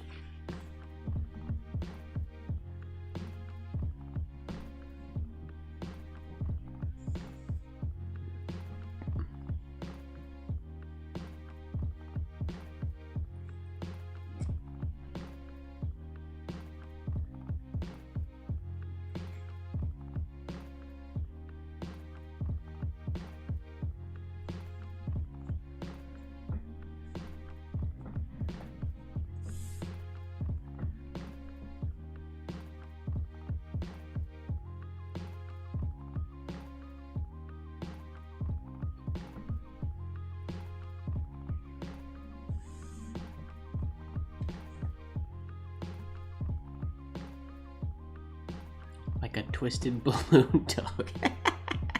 Nice. Oh, because it has these two little loops. It totally does. Fun. There you go. That could be somebody's Instagram handle. Could be the balloon dog calligrapher. When is daylight savings starting? Soon, isn't it? I saw somebody post about it today, but I didn't pay attention to when it said.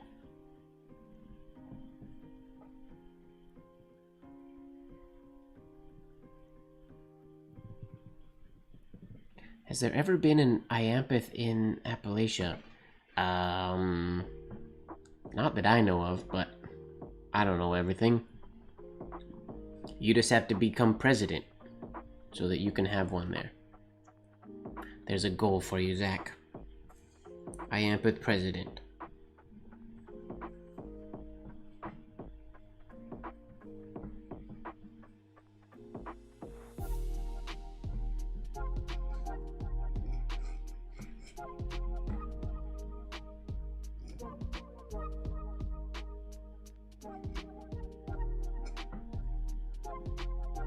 Oh, I went straight into the P. I forgot about the M.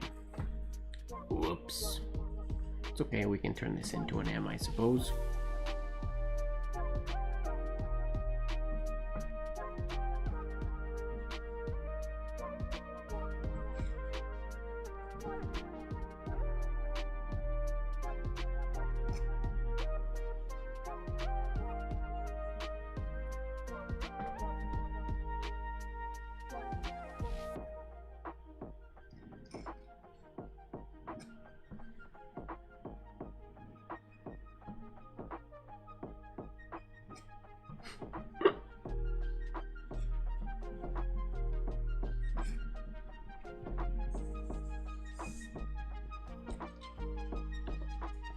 There you go.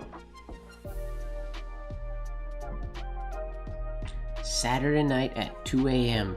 Oh, that's good to know. I teach on Sunday, so I gotta be ready. Wait, do we gain an hour now, right?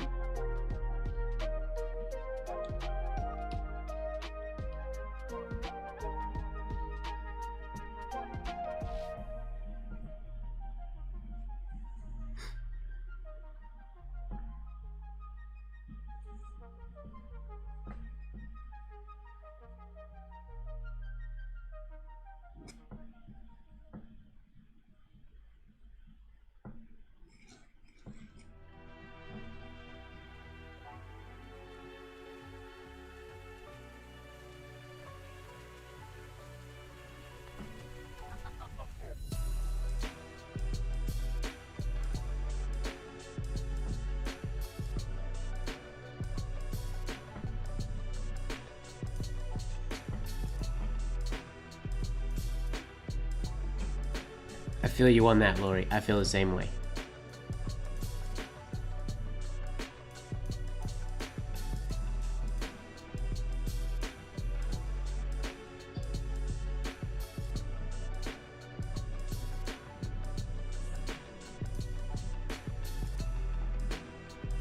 It'd be cool to do a copy of the or a version of the Iampith logo that looks like that famous Zenarian one. I'm gonna endeavor to create that. I don't remember it in the top of my head, so I can't demonstrate it for you guys, but there is a super flourish Zenarian one where every letter is like a twister and it all goes together. Every letter basically looks like it's the same shape. It's phenomenal. I should try to make an Iampith version of that, because I don't know if it's been done yet. And it's fun doing things that haven't been done.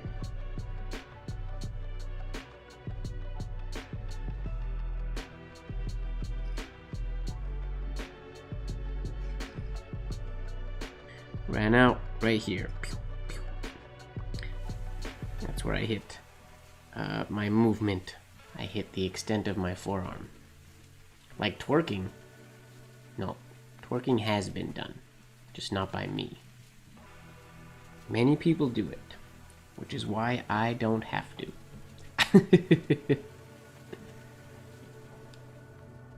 And then make a t-shirt. Yes, if I get the design done, I will make a t-shirt. Can I make a I mean, would Iampith sell it?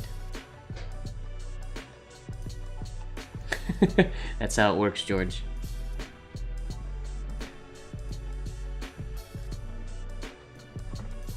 I stopped changing the time in my clock years ago.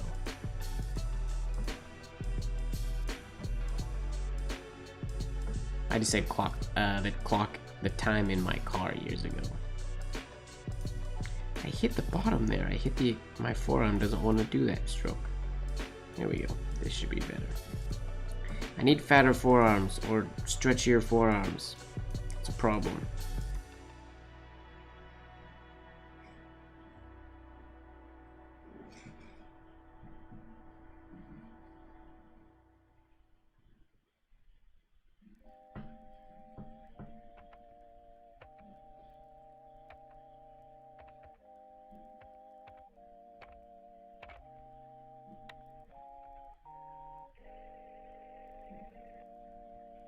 I forgot why I did an H. I was gonna write something with an H, and I forgot what it was.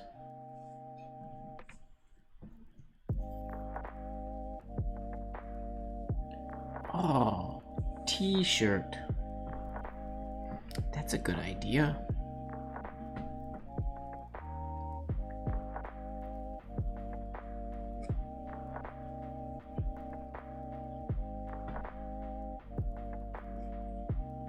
The main one that I want to design right now, that I want to get done, is the Snap City shirts.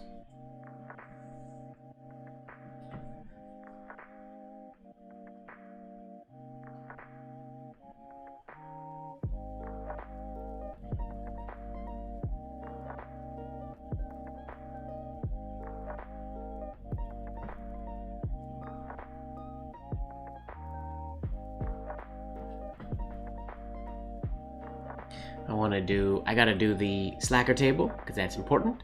I wanna do the welcome to Snap City. Also with snaps, the Snap theme shirts, Snap City, and then the Snaps Happen. The clock in your car is analog? Oh wait, Diego, do you drive a Mini? Is that what that means? Or what other cars have analog clocks in them? Fancy cars. Diego's fancy, so he drives a fancy analog. Diego's car is analog.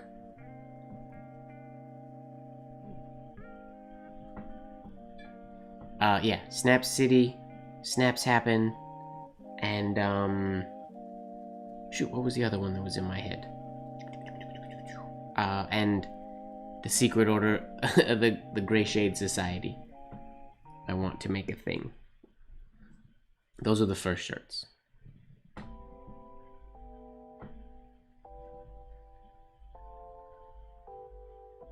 Oh, really? That's cool, Zach. I've met some penmen that are quite into tea. Or calligraphers.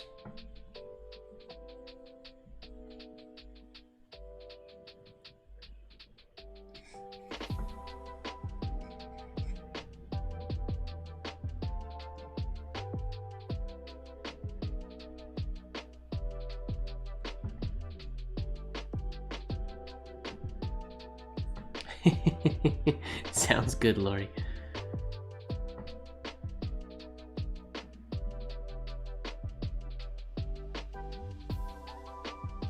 Oh, yeah, I guess most people in here don't know what the Gray Shade Society is. For the record, it's not a real thing. It's just something I talk about. I talk about it in my classes every once in a while when it happens. So here, I'll force. I don't know if I can force one to happen, but if you ever are writing, say you're just doing whatever capitals and you're just writing, and new follower, Dizzy Bunny. Welcome, Sam Lee. I don't know if you're in the chat right now, but about 4 minutes ago, you subscribed to my YouTube channel. So welcome! And everybody say what up to Sam Lee and the Dizzy Bunny. That hasn't happened in so long.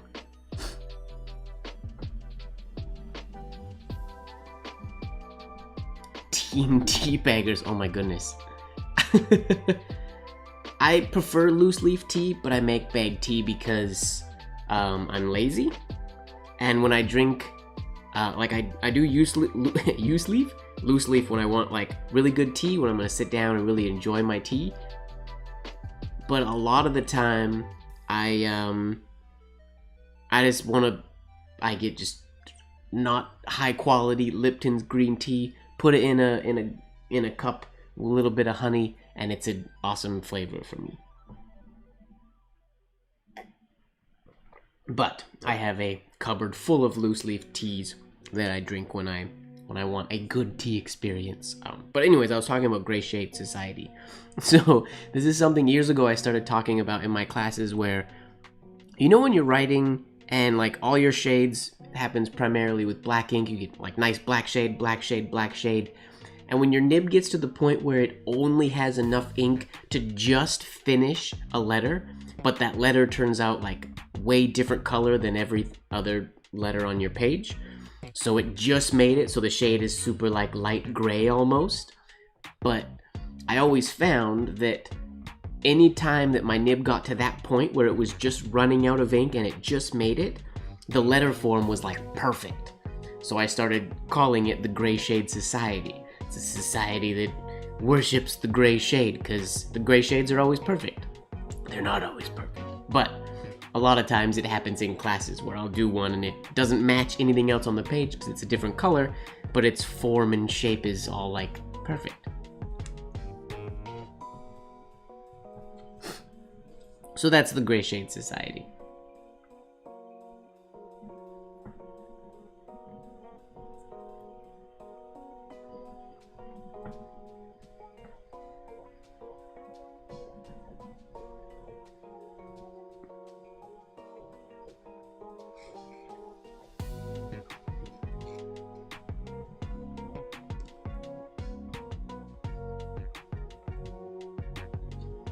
Sam Lee.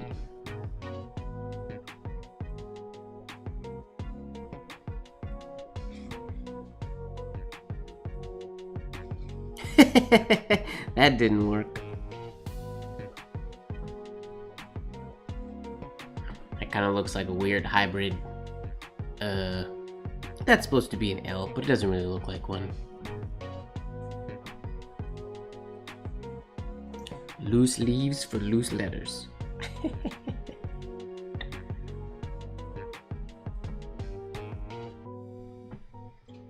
Buenas noches. A biento. See you later. Thanks for hanging out, Diego. Have a wonderful evening.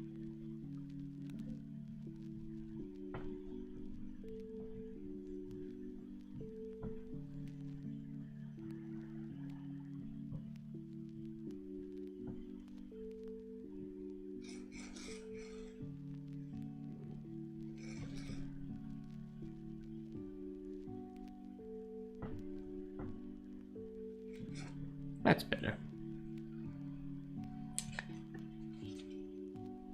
Loose leaf tea, analog cars, art history. Super old school. I agree, Zach. I agree.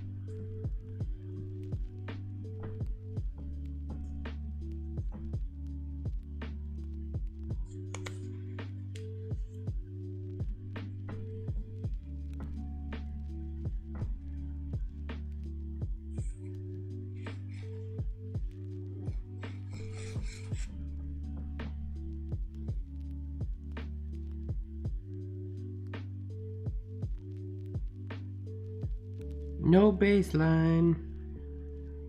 Writing everywhere on the page.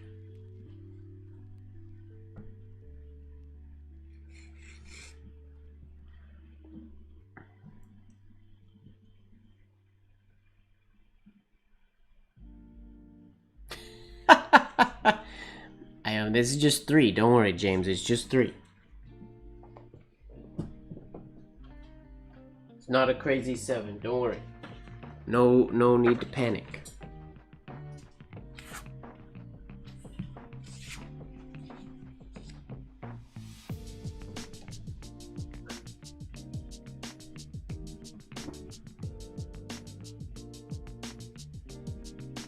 Do.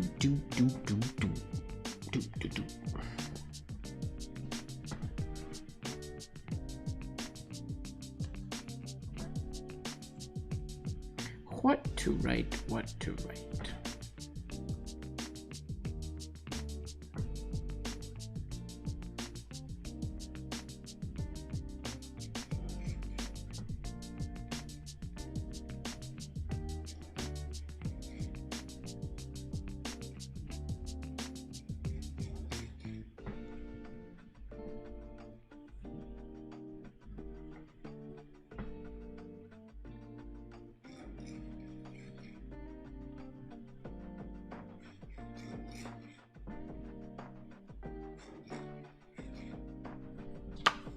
That is very hard to get those consistently the same looking. Wow.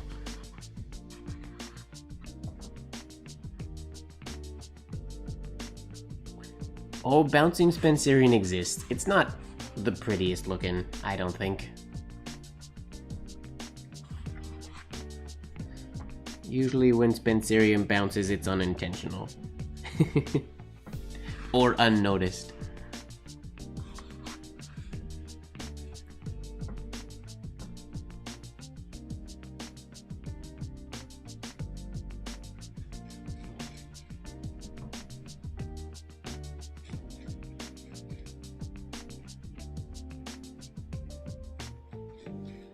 What? I did not expect that I was out of ink already.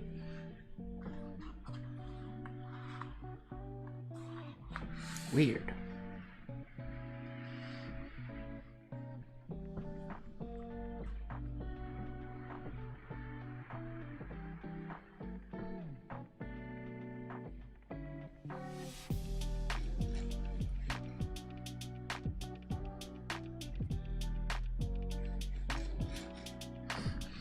I've been a fan lately of these types of exercises that go back and forth between two different but similar exercises to train yourself to be versatile but still consistent.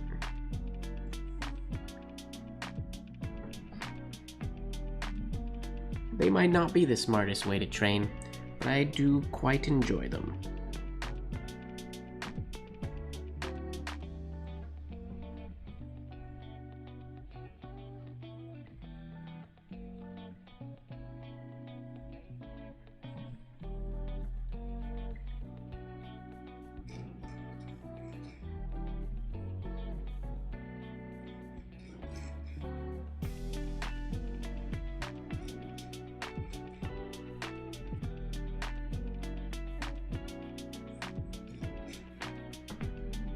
See, that would be sort of that's almost a gray shade, like it's the lighter.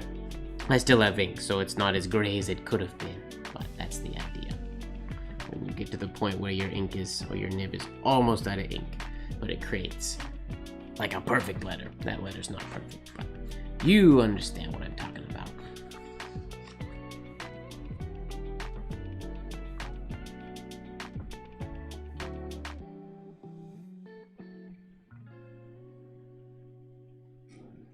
What? What? Why did that happen?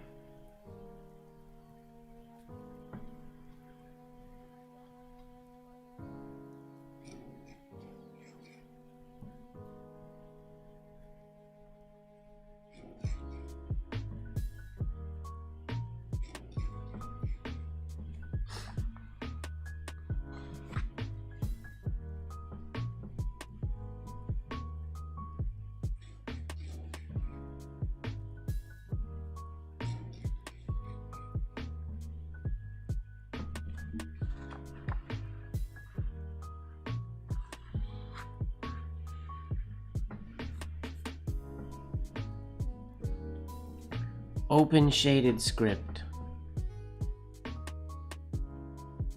Have I heard of that? Yes. Is my brain telling me what that is right now? No. Give me a sec. Open shaded script. Open shaded script. I know what that is. Why can't I remember what that is? Where's my speedball textbook? Where are you, speedball textbook?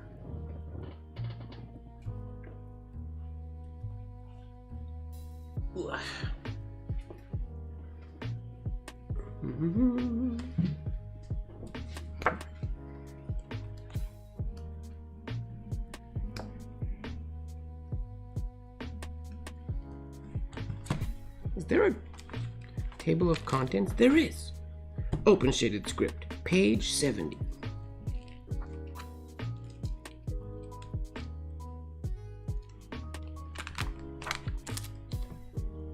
Oh.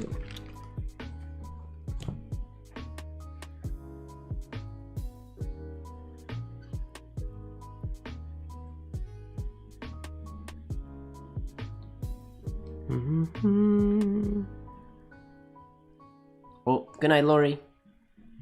Sweet dreams. Yeah, it would totally work with Spencerian as well.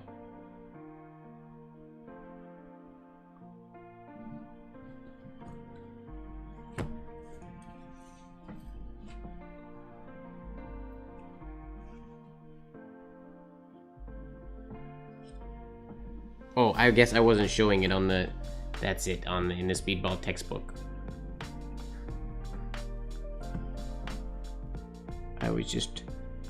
I was looking myself. Sorry, I wasn't sharing.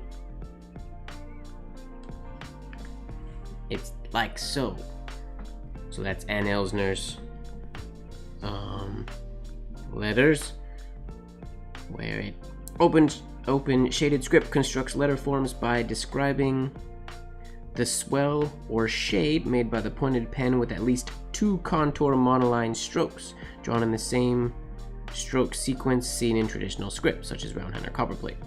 The second stroke of the shade or extension of the hairline acts as the mentor stroke to the previous and is meant to offer a gentle correction to curve if needed, to suggest the growth of a flourish, or with an open heart and gentle, all with an open heart and gentle hand. Worded in a way that only Anne Elsner can word things. It's wonderful.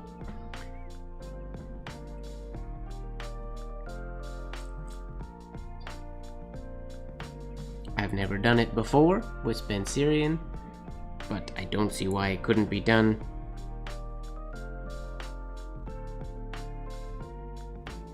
Except to get because our shades don't say consistent widths, you'd have to have something like, I want to do one slowly first, like for a capital stem, for example. You could do something like that. But you want this to come all the way down.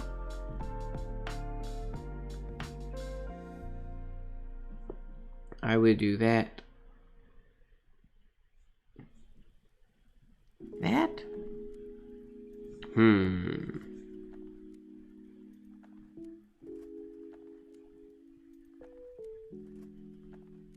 I don't know that that's following the necessary idea that she's going with in hers, because they're not. Because she would have, like, for a compound curve stroke. Oh yeah, I guess she'd have this one on the B she does, goes around to there, and then the second stroke starts up here to there. So maybe we do this to there, and then we have one starting up here like that, potentially.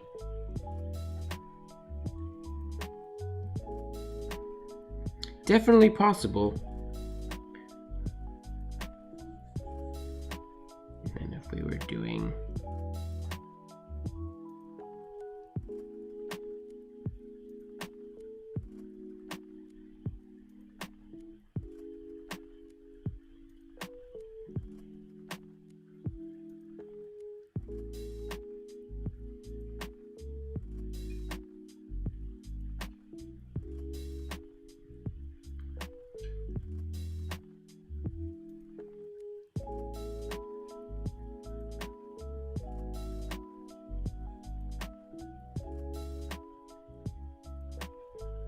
something like that for the second stroke of the B.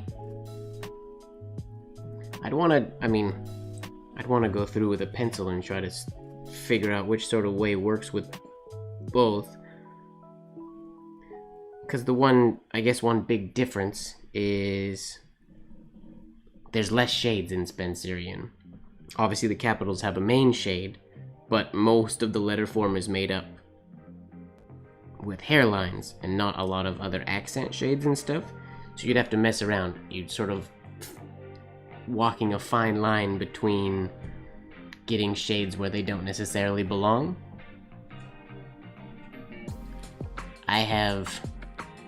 This is no disrespect to the glass pen, but I will say that I have zero desire to use a glass pen. I've used them in the past. I don't know if I have one. I think I had one at one point. I don't like them.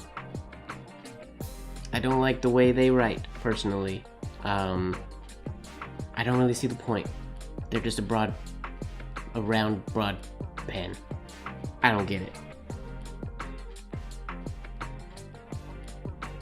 But that's, like I say, just me personally. A lot of people like them, a lot of people use them, and that's cool. They're just not my thing.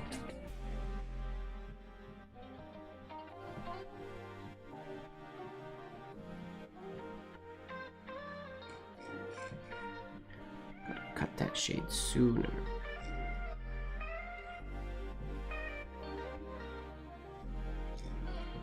Yeah, like that.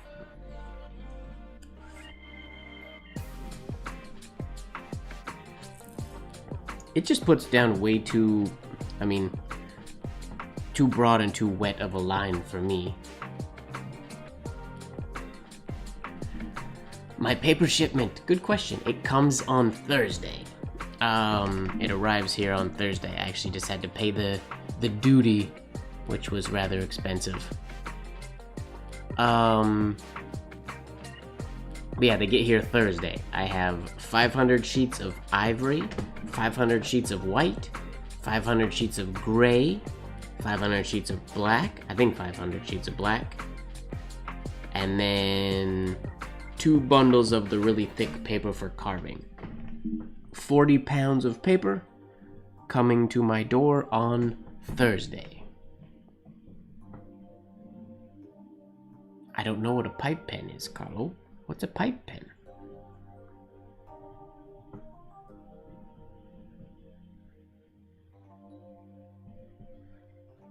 Yeah, it's the UPS guy. They'll survive, I guess. I don't know if it's coming in one box or how it's... Yeah, I don't know. I've never ordered this much paper from before, so we'll see.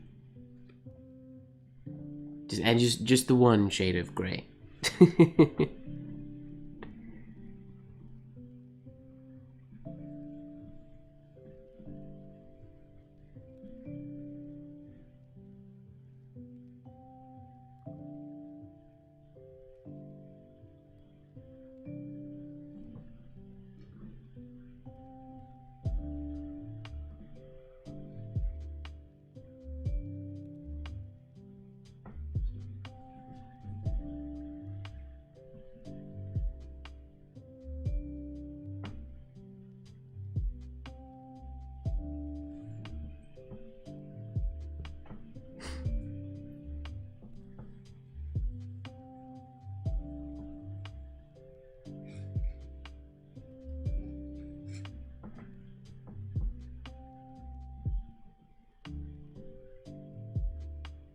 That's why I got this paper, so I can write letters. No, I have all the envelopes I need. I have a box of envelopes in my drawer, and now I have this paper coming, so I can write letters. I'm mainly excited for the thick paper so that I can work on paper carving more. But I can mail things.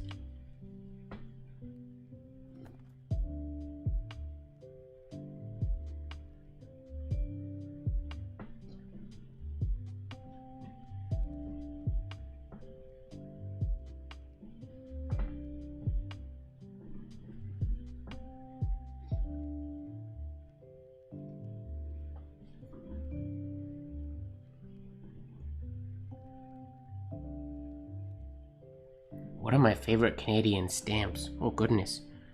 Well, because my Canadian stamps, I have to use, because I'm shipping to the States, I have to use it's just the one stamp, just the US stamp, I believe.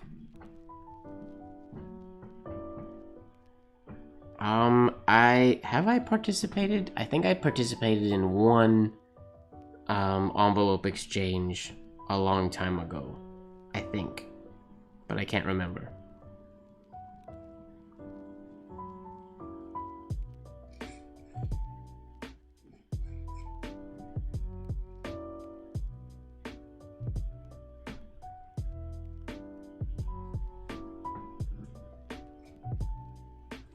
Just the one shades of gray.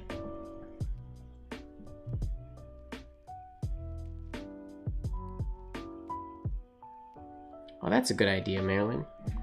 I'm wanting to send out Christmas cards this year. I'm not gonna say I'm doing it because we all know I'm slow at doing those things. But I've been wanting to for a long time. I want to do some carvings. I want to do paper carving things for Christmas cards. And I just have a bunch of letters I have to write. I owe a lot of people. No, today it's gray with an A. I don't care what it's supposed to be. Oh, just Winnie. Yeah, I have a lot of people that I owe letters to.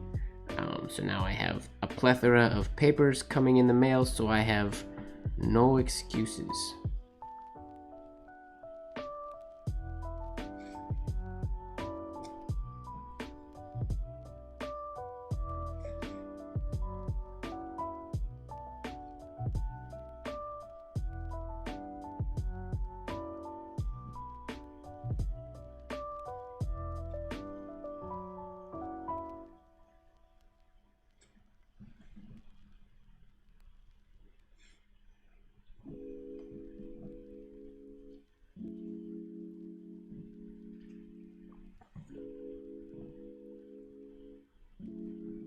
Well, yeah, we're talking about the color gray. That's why I used the A, because my paper is coming in only 1 shades of gray.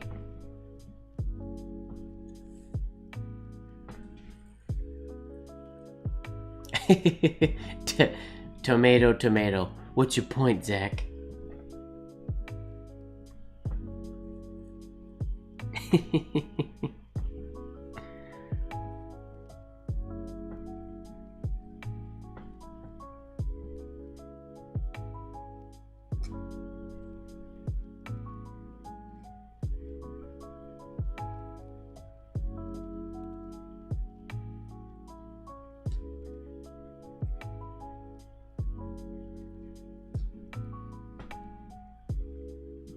Tomato.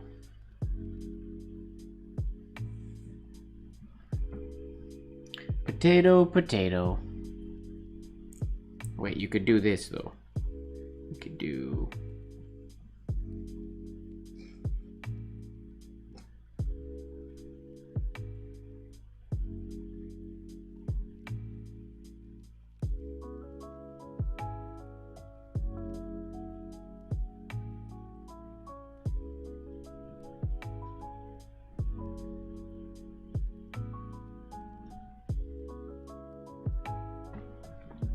tomato.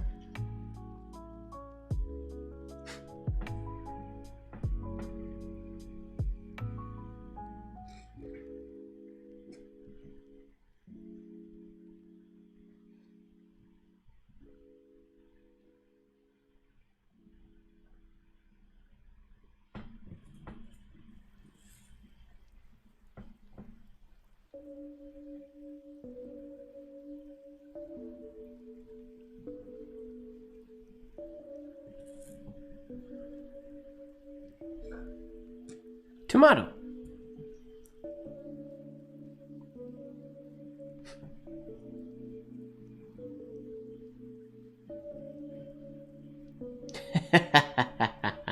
I like that, George. You should make that into a piece.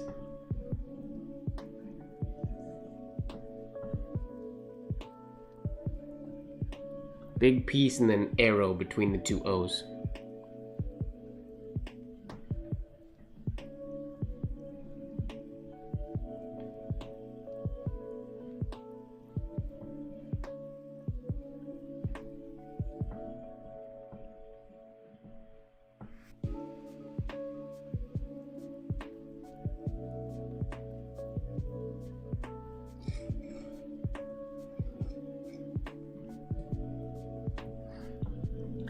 When I do this S, I completely disregard where my baseline is every single time I try to write it, and I don't realize till afterwards.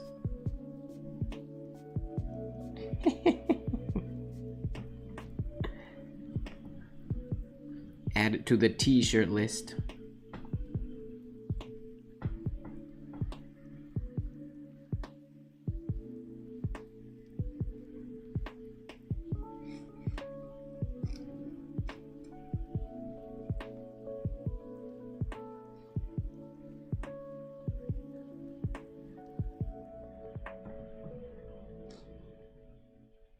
Whoa, inconsistent O's on that one.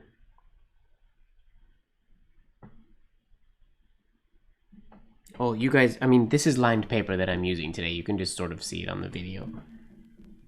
So I had a baseline in mind where I was gonna write, and then some capitals I go beyond.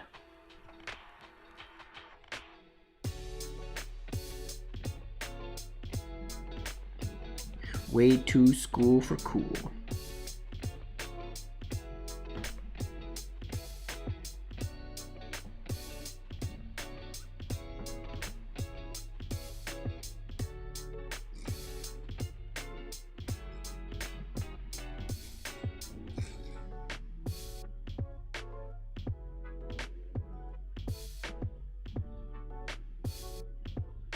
School.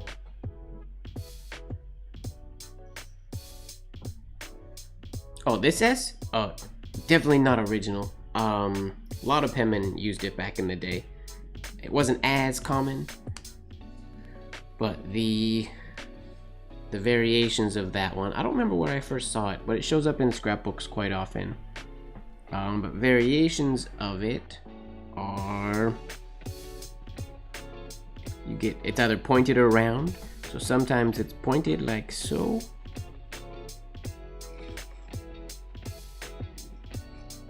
Like that.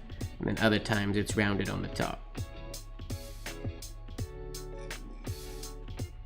And it can keep going or it can spiral through, however, but yeah.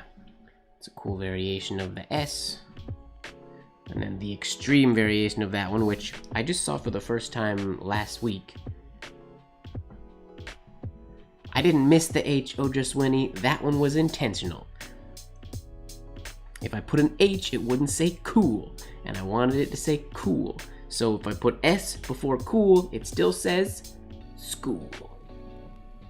Intentional.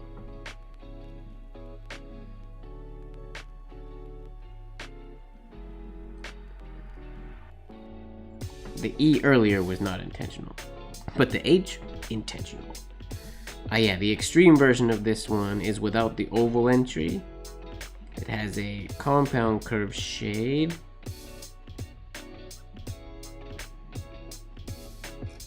Like that. Which can be cool. So there's three variations of the letter S that are pretty cool. I like this one a lot. I don't remember, I've never seen it before, or I've never noticed it until this last week. I was going through, don't remember what book, and I saw it, and I liked it. It's now the second letter in Spencerian that I've seen use the copperplate style compound curve shade. I mean, it uses it more horizontally, but that style of shading on that compound curve. The other being the capital K.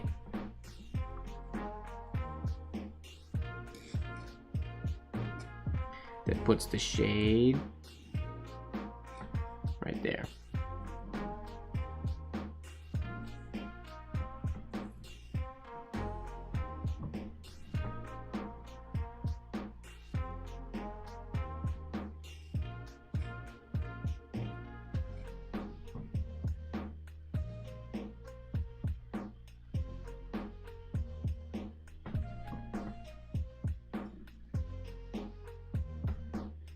School.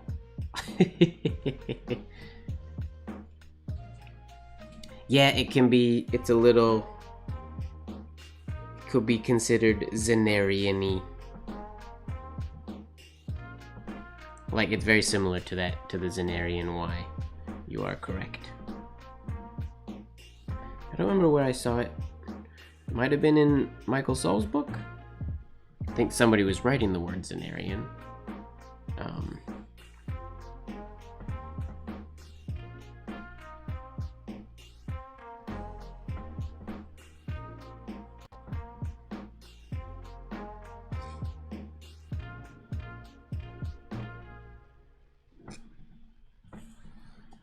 Too abrupt.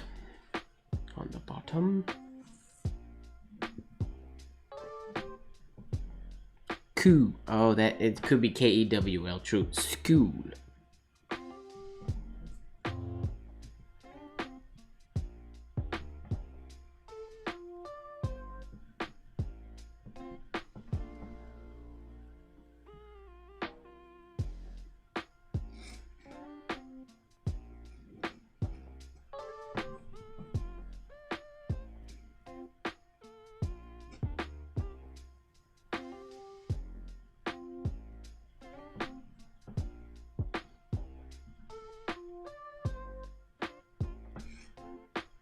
School.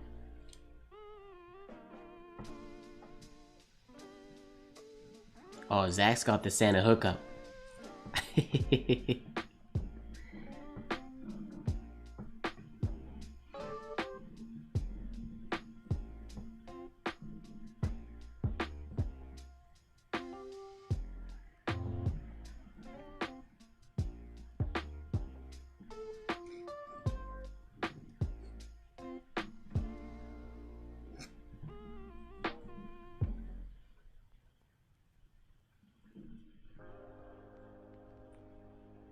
can't get that descender shade looking the way I want.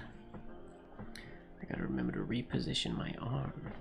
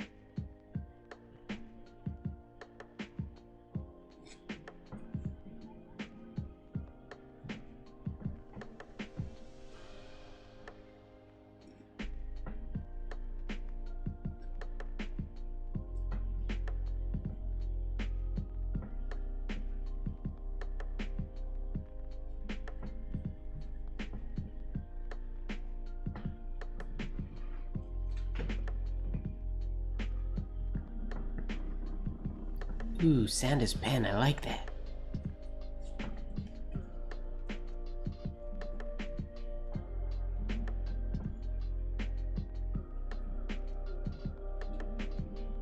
That's pretty sweet.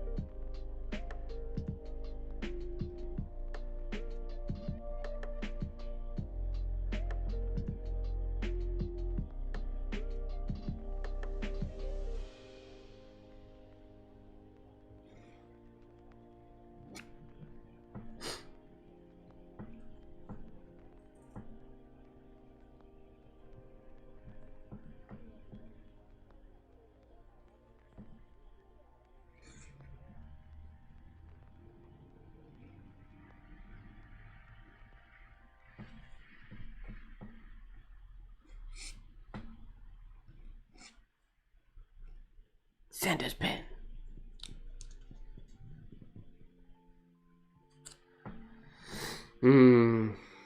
Santa will not be able to grant that wish.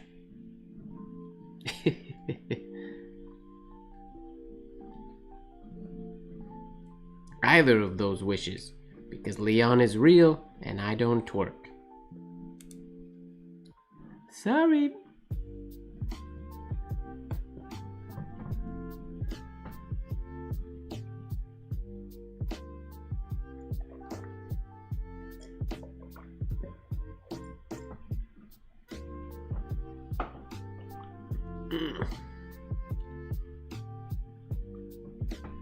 One day, not likely, but you can cross your fingers if you like.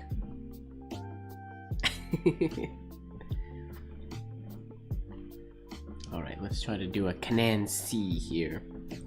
Super tiny shade, finishing with a round exit oval.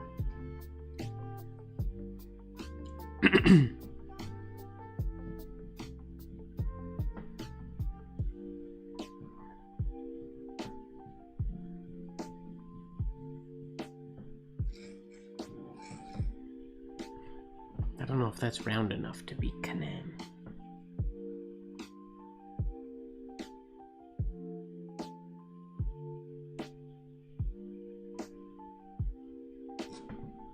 His exit ovals were very round, and his shades were very, very short.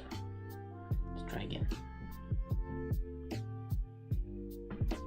You can try all you want, but I feel like that's just a waste of a wish.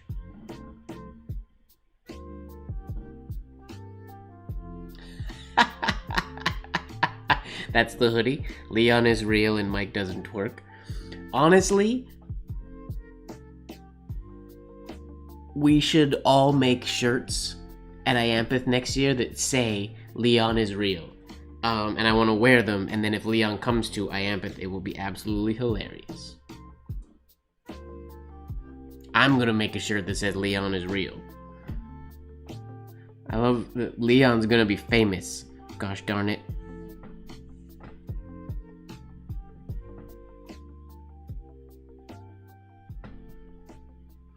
Super inside joke shirts. Okay, super tiny shade, finishing round.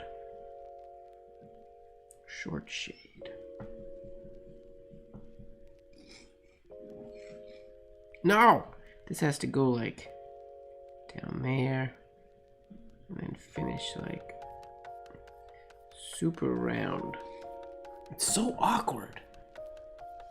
Kanan C is so weird. Not all of them, just the specific one that I'm thinking about.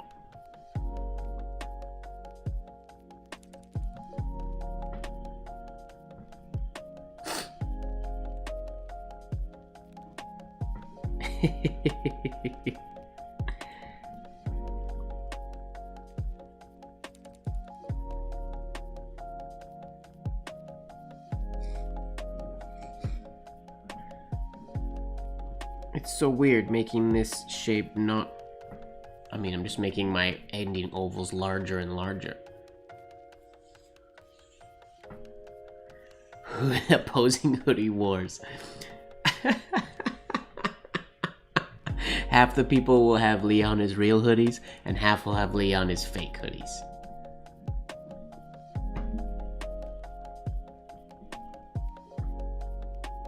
That's awesome, George. We actually, I feel like, oh no, Melissa Esplin one year, she didn't bring her Cricut, but she printed a bunch of vinyl things, because we all, she made them at IAMPIT, but she just brought the vinyl prints for, we made Oh My Gouache t-shirts one year. A bunch of us just got her to cut, or to Cricut cut us Oh My Gouache, and then in her room, she made a bunch of t-shirts. We brought the blank t-shirts and she made them in her room. It was quite funny. Oh my gouache.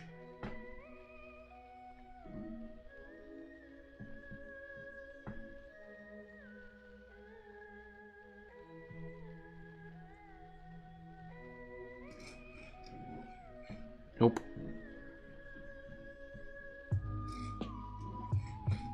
That's close! The shade, that's the right idea for the shade. Super tiny little shade. It feels very awkward cutting it off that quick, but that's what he did.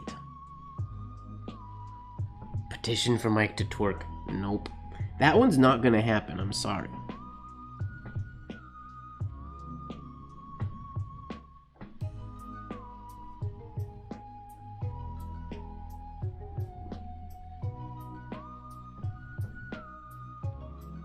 I mean, the Cricut is heavy. You just have to make them all in advance.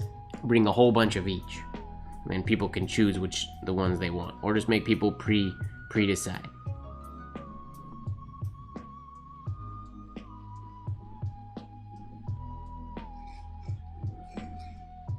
Not round enough. His were like that. Ish.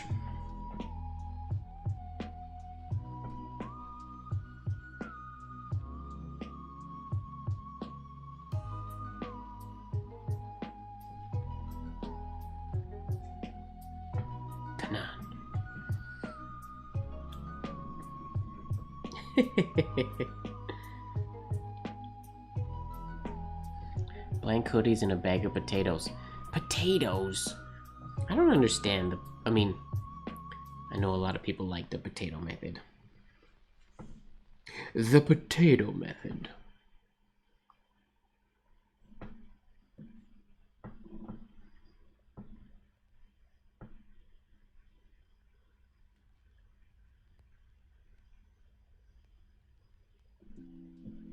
Practicing every day. That's dope. That's a good way to be. That's a good thing to do.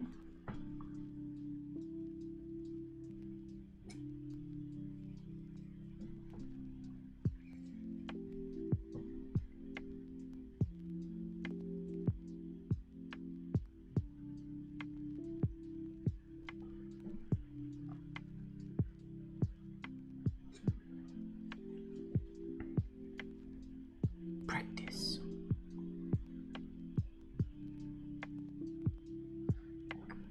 James loves his air fryer. Does that mean you're gonna come to Atlanta, James? Is that what's happening? You haven't been to an IAMPIT in a while. since Portland, right? Or Franklin? I can't remember the last one you came to.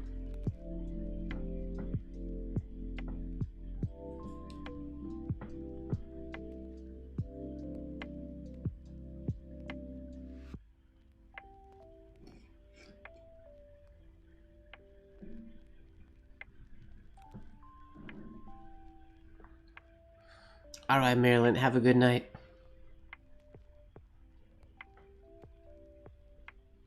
Oh, okay. That's hilarious, Zach. So you had a bag of potatoes. That makes sense.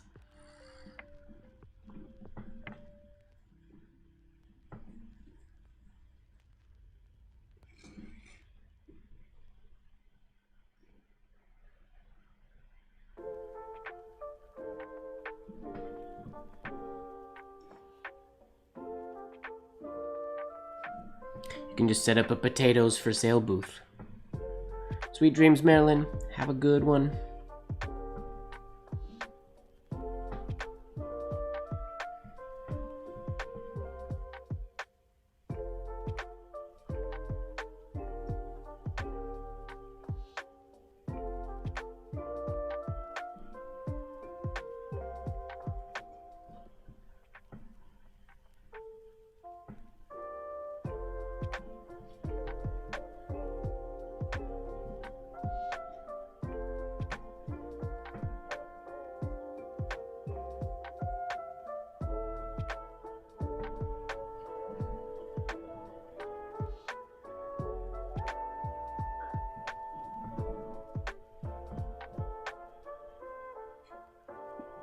Potatoes.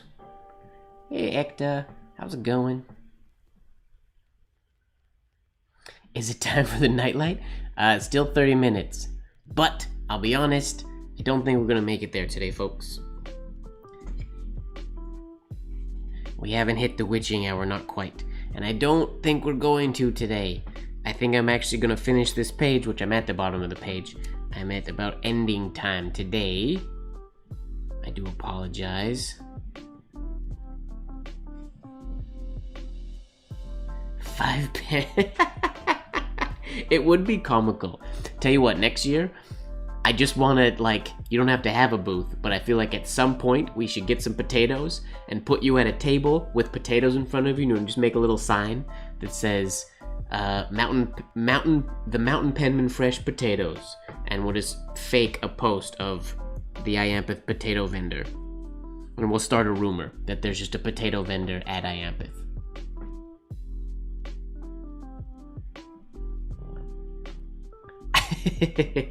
I'm not tired, I just have things I have to do tonight before I go to sleep.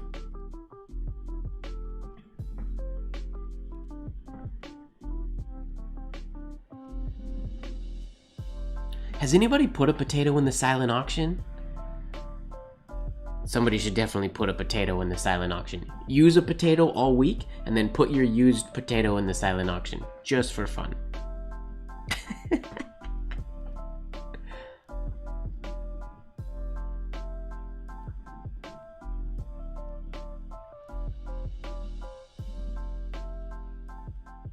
Oh, this, I just realized I wrote po-tay-toes, but it totally looks like poet-a-toes. Poet-a-toes. Poet-a-toes. Poet-a-toes. Poet-a-toes.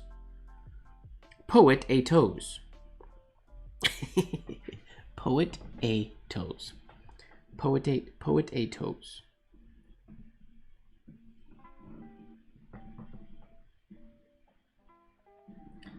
A bidding war on a spud.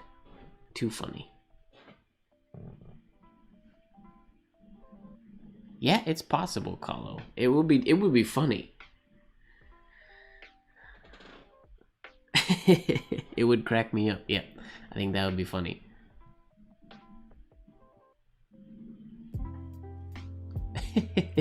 Spud.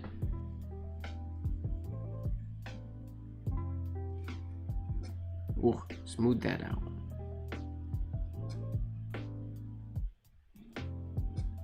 What is happening? Not allowed. Mountain Penman, poetry and potatoes. I love it. That's your table. We're setting it up. That's happening in Atlanta.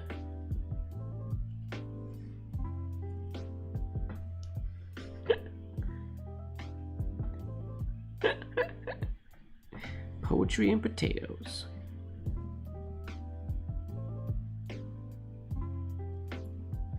We'll just call your booth the Poetato booth. Poetato.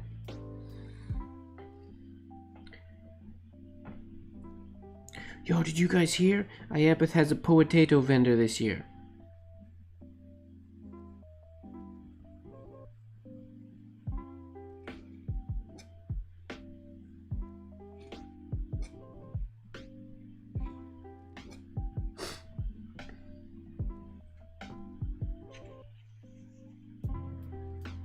Spudnik the dog. That's cute.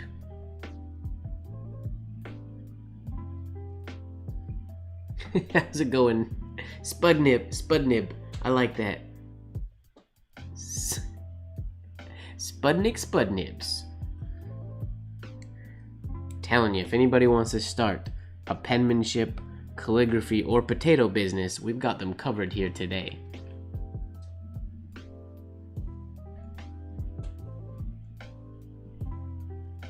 Oh, that's a good idea, George, actually. Put a fine writer in it.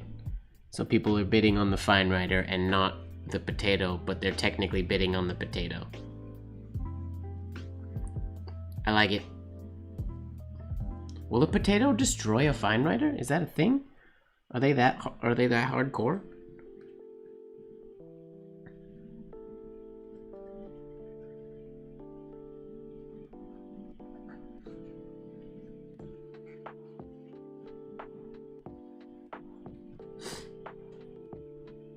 Ooh. Yes, wow. I didn't know that. I was unaware. I didn't know the potatoes were that aggressive.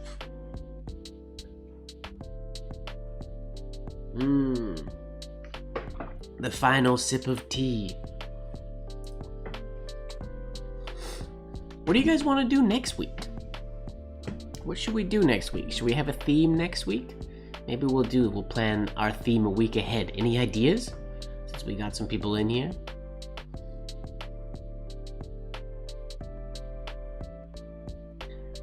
That's a Russian satellite and Ross and friends. Yeah. Spudnib. Wait, was it... George, you asked about a Mitchell nib earlier with the reservoir, right? What nib were you asking about? I don't remember. A winter is coming theme. Okay. But that's... Winter is coming, I mean... A winter theme? I can write winter is coming, but that's not gonna take a whole stream.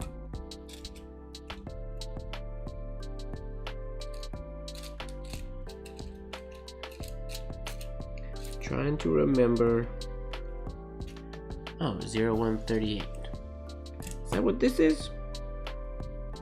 I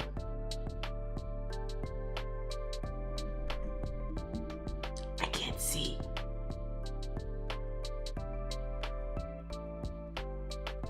Oh, sweet. That's what this is. Let's find out if it fits or not.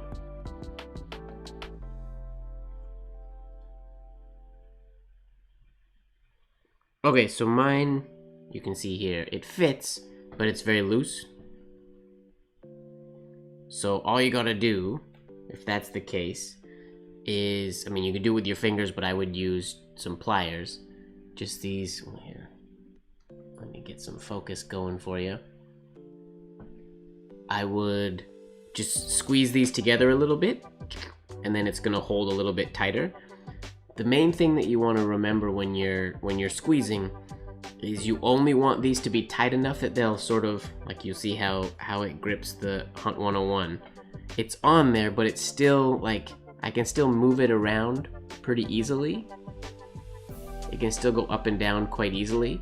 Because if it pinches hard enough that it bends the nib, then it can change, obviously, the orientation of the tip of the tines. So you just want it to be... tight enough that it just holds on, but totally possible. I love the 0, 1, 3, 8, so that's nice to know that they fit and they flex crazy big. So yeah, just would need to be pinched just a little bit. And then I'd have to experiment with it to see where, if you'd want it over the second hole, the first hole, second hole, or where it would work best on there. But I'm assuming it would work. Leon is not imaginary. Ojaswini, Zach was at Iampet. Zach probably met Leon.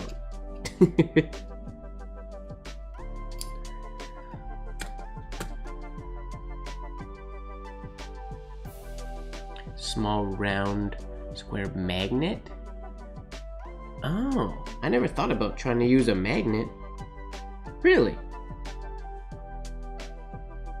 That's a neat idea. Does the magnet... Not like this. Not like a little magnet like this. Just like that? I wonder if that would work.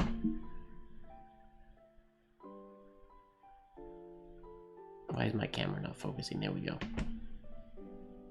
I mean, that's not round, but...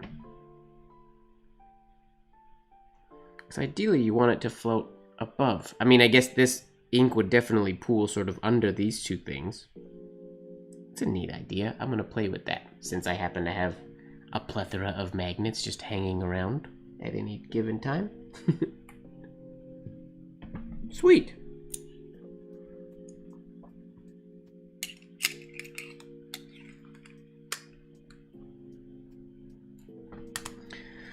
Alright, folks. I do believe that is going to be the end. Did we think of a theme for next week? Oh, we have a list of our planned apparel. We have Gray Shade Society, Leon is Real, and the all t-shirts. And all the t-shirts, sorry.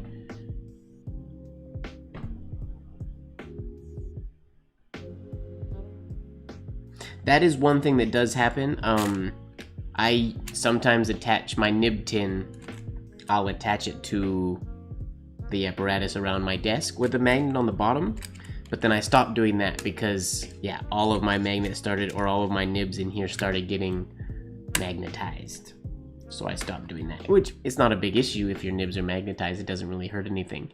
But I just stopped doing that for that reason. But that, my friends, is going to be the end of tonight's stream. As always, thank you very much for hanging out with me. This is a fun one. Great chat tonight. I like that the conversation pretty much never stopped from the start of the stream until now. So thank you very much for that. I really appreciate that. Locking and popping next week. We're going to do a dance stream next week. Ladies and gentlemen, make sure that you are falling in love with the process. What I try to show here every week is a bit of my process. Not everything is always ironed out, and it's what keeps it fun and what keeps it exciting for me. So I do hope that you are falling in love with the process as well. And don't forget, ladies and gentlemen, as always, that life should be just a bit of silliness, really. Good night, everybody. Thanks for watching. End stream.